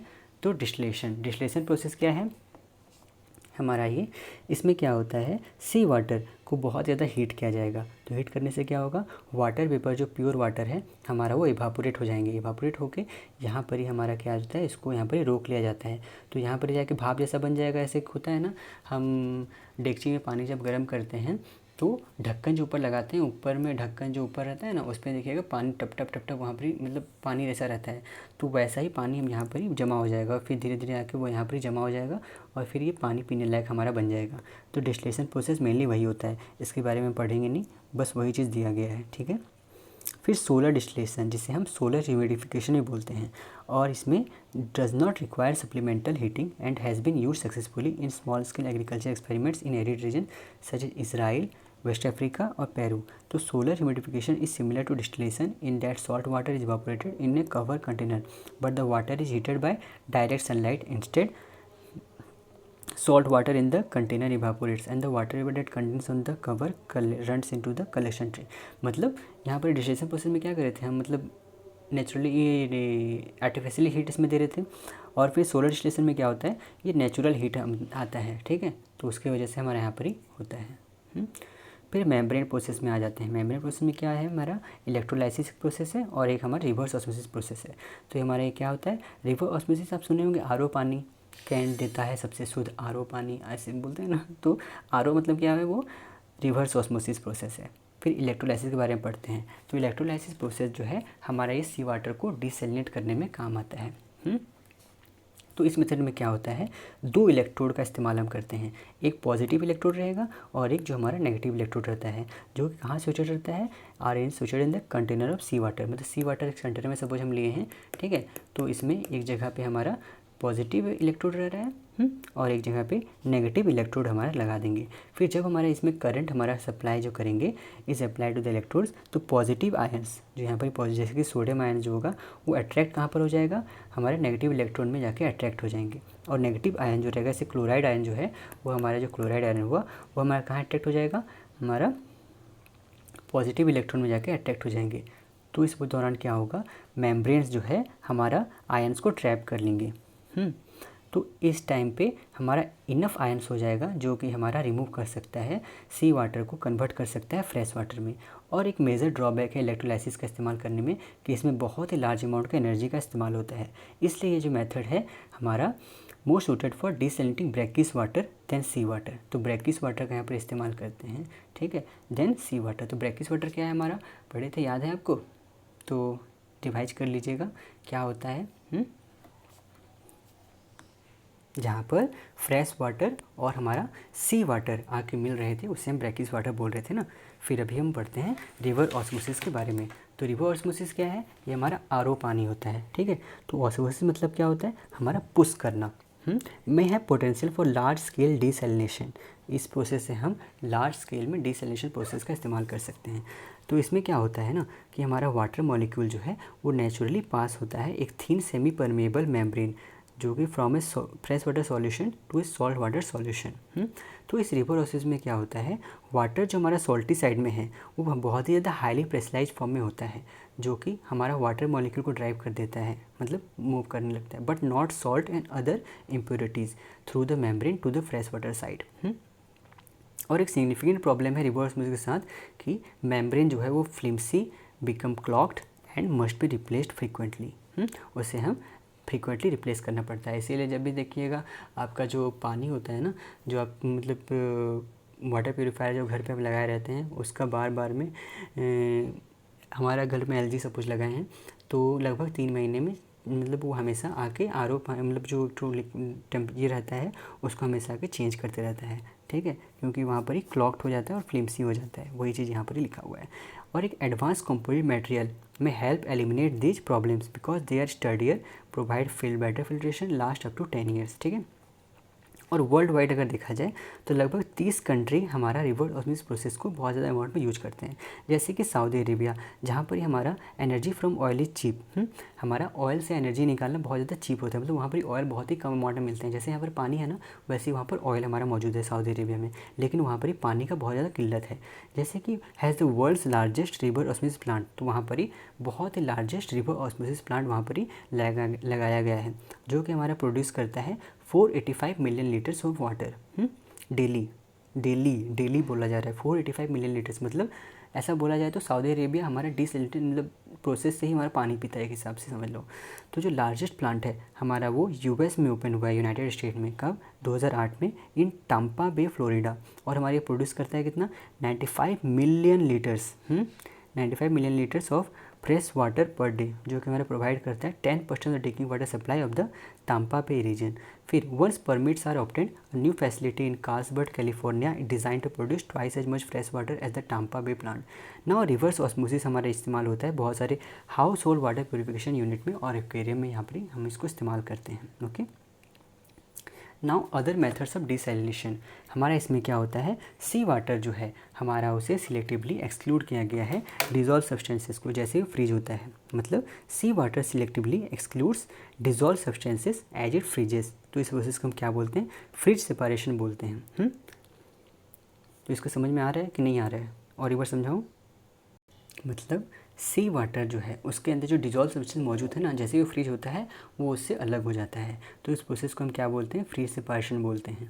तो इसके वजह से क्या होता है, सैलिनिटी जो है सी आइस में जो हमारा सैलिनिटी मौजूद है, तो जब वो melt, once it is melted, जब ये मेल्ट हो जाएगा तो उसमें is typically 70% lower than sea water. तो उसका जो सैलिनिटी रहेगा सी वाटर से लगभग 70% कम जाता है। और इसे इफेक्टिव बनाने के लिए, इफेक्टिव डिसैलिनेशन टेक्निक बनाने के लिए हमारा जो वाटर है उसे फ्रोज करना पड़ता है और थॉड बहुत मल्टीपल टाइम्स इसे करना पड़ता है। तो उससे क्या होता है, सॉल्ट हमारा वास्ट हो जाते हैं from the ice between is thawing. ठीक है, ये थॉविंग क्या होता है, तो थॉविंग मतलब होता है किसी भी चीज़ को टू बिकम और to make something become soft, soft बनाना, और लिक्विड अगेन आफ्टर फ्रीजिंग। ठीक है, फ्रीजिंग करने के बाद उस चीज़ को सॉफ्ट और फिर लिक्विड में कन्वर्ट करना, उस चीज़ को हम थॉ बोलते हैं। ठीक है, तो इस दौरान हमारा क्या होता है, सॉल्ट उस दौरान हमारा बाहर हो जाता है। तो जैसे इलेक्ट्रोलाइसिस में होता है वैसे ही फ्रिज सेपारेशन जो है उसमें बहुत अमाउंट का एनर्जी का दरकार होता है। इसीलिए तो ये मतलब impractical except on A small scale. अगर स्मॉल स्केल में करें तो ठीक है, लेकिन लार्ज स्केल में इसे करना बहुत अमाउंट का एनर्जी यहाँ पर ही खर्च होगा, तो इसलिए वो करते नहीं हैं। हमारा अलग टेक्निक का वहाँ इस्तेमाल करते हैं, रिवर्स ऑस्मोसिस का वहाँ पर हमारा इस्तेमाल करते हैं मेनली। और एक अनदर वे है फ्रेश वाटर को ऑब्टेन करने का कि वो हमारे नेचुरली फॉर्म जो आइस है उसको हम मेल्ट कर दें। इमेजिन कीजिए थिंकर से propose towing large icebergs to coastal water of country that need fresh water. Once there the fresh water जो है प्रोड्यूस हमारा क्या करता था, iceberg melt could be captured and pumped ashore. तो study have shown that towing large Antarctic iceberg to arid region would be technologically feasible and for certain southern hemisphere location economically feasible too. Okay, now other novel approaches to desalination include crystallization of dissolved components directly from seawater, solvent demineralization using chemical catalyst and even making use of salt eating bacteria. ठीक है, तो इसमें कुछ कुछ अब technique जो है सब याद रखिए कैसे है क्या है। तो और कुछ इंपॉर्टेंट चीज़ है जो कि एक मिनट में देख लेता हूँ।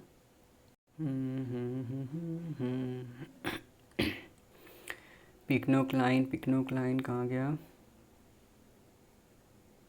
हाँ, इसमें एक पॉइंट आप ऐड कर लीजिएगा कि हमारा जो पिक्नोक्लाइन होता है ना उसे हम थर्मोक्लाइन लेयर भी बोलते हैं। Pycnocline is also known as thermocline layer. Thermocline layer क्यों, बिकॉज हमारा जो टेम्परेचर है ऑल्सो कंट्रोल्स द डेंसिटी। ठीक है, तो हमारा क्या हो गया, pycnocline is also known as thermocline layer क्योंकि यहाँ पर टेम्परेचर जो हमारा डेंसिटी को कंट्रोल करता है।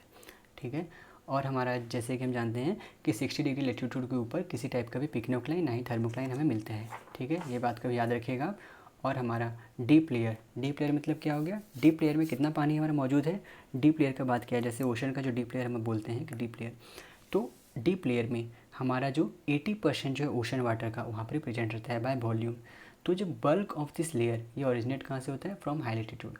तो इसमें क्या होता है, वाटर हमारा ओशन बॉटम में जाकर सिंक कर जाते हैं और फिर हमारा फ्लो कहाँ करते हैं, इक्वेटर पार्ट में, जिसके वजह से preventing the formation of pycnocline in high latitude. तो इसका सिग्निफिकेंस क्या है, तो pycnocline form a barrier to mixing between lower density water high density water. Thermocline और pycnocline commonly occur between 300 metre and 1000 metre below surface. तो ये सब point तो हमको याद ही है, हम इसको अच्छे से पढ़ भी चुके हैं। ठीक है, तो नॉर्मली हमने सब कुछ कंप्लीट कर लिया और मुझे नहीं लगता और कुछ बचा हुआ है। आइसोथर्म्स हम इसके बारे में पढ़े ना, imaginary line connecting the point of equal temperature, फिर ये सब पढ़ चुके हैं हम, सब हो चुका है। आइसोथर्म्स शिफ्ट्स हमारा कहाँ पर सिग्निफिकेंट रहते हैं, नॉर्थ पैसिफिक और नॉर्थ अटलांटिक ओशन में। हाँ, और एक चीज़ यहाँ पर ही बताने में भूल गया था, कहाँ पर बताऊँ, साफ जगह, इसको साफ़ कर लेते हैं। ठीक है, हो गया साफ़, यहाँ पर आ जाए भाई। ओके, सीजनल थर्मोक्लाइन ये क्या होता है, इसे आप नोट कर लीजिए। सीजनल थर्मोक्लाइन ये क्या होता है, हमारे ये फॉर्म होते हैं due to intense solar heating about 40 to 100 metre in the oceans of mid latitudes. Okay, तो हमारा लिखिए, ये हमारा फॉर्म कहाँ होंगे, forms due to intense solar heating about 40 to 100 metre, 40 to 100 metre in the oceans of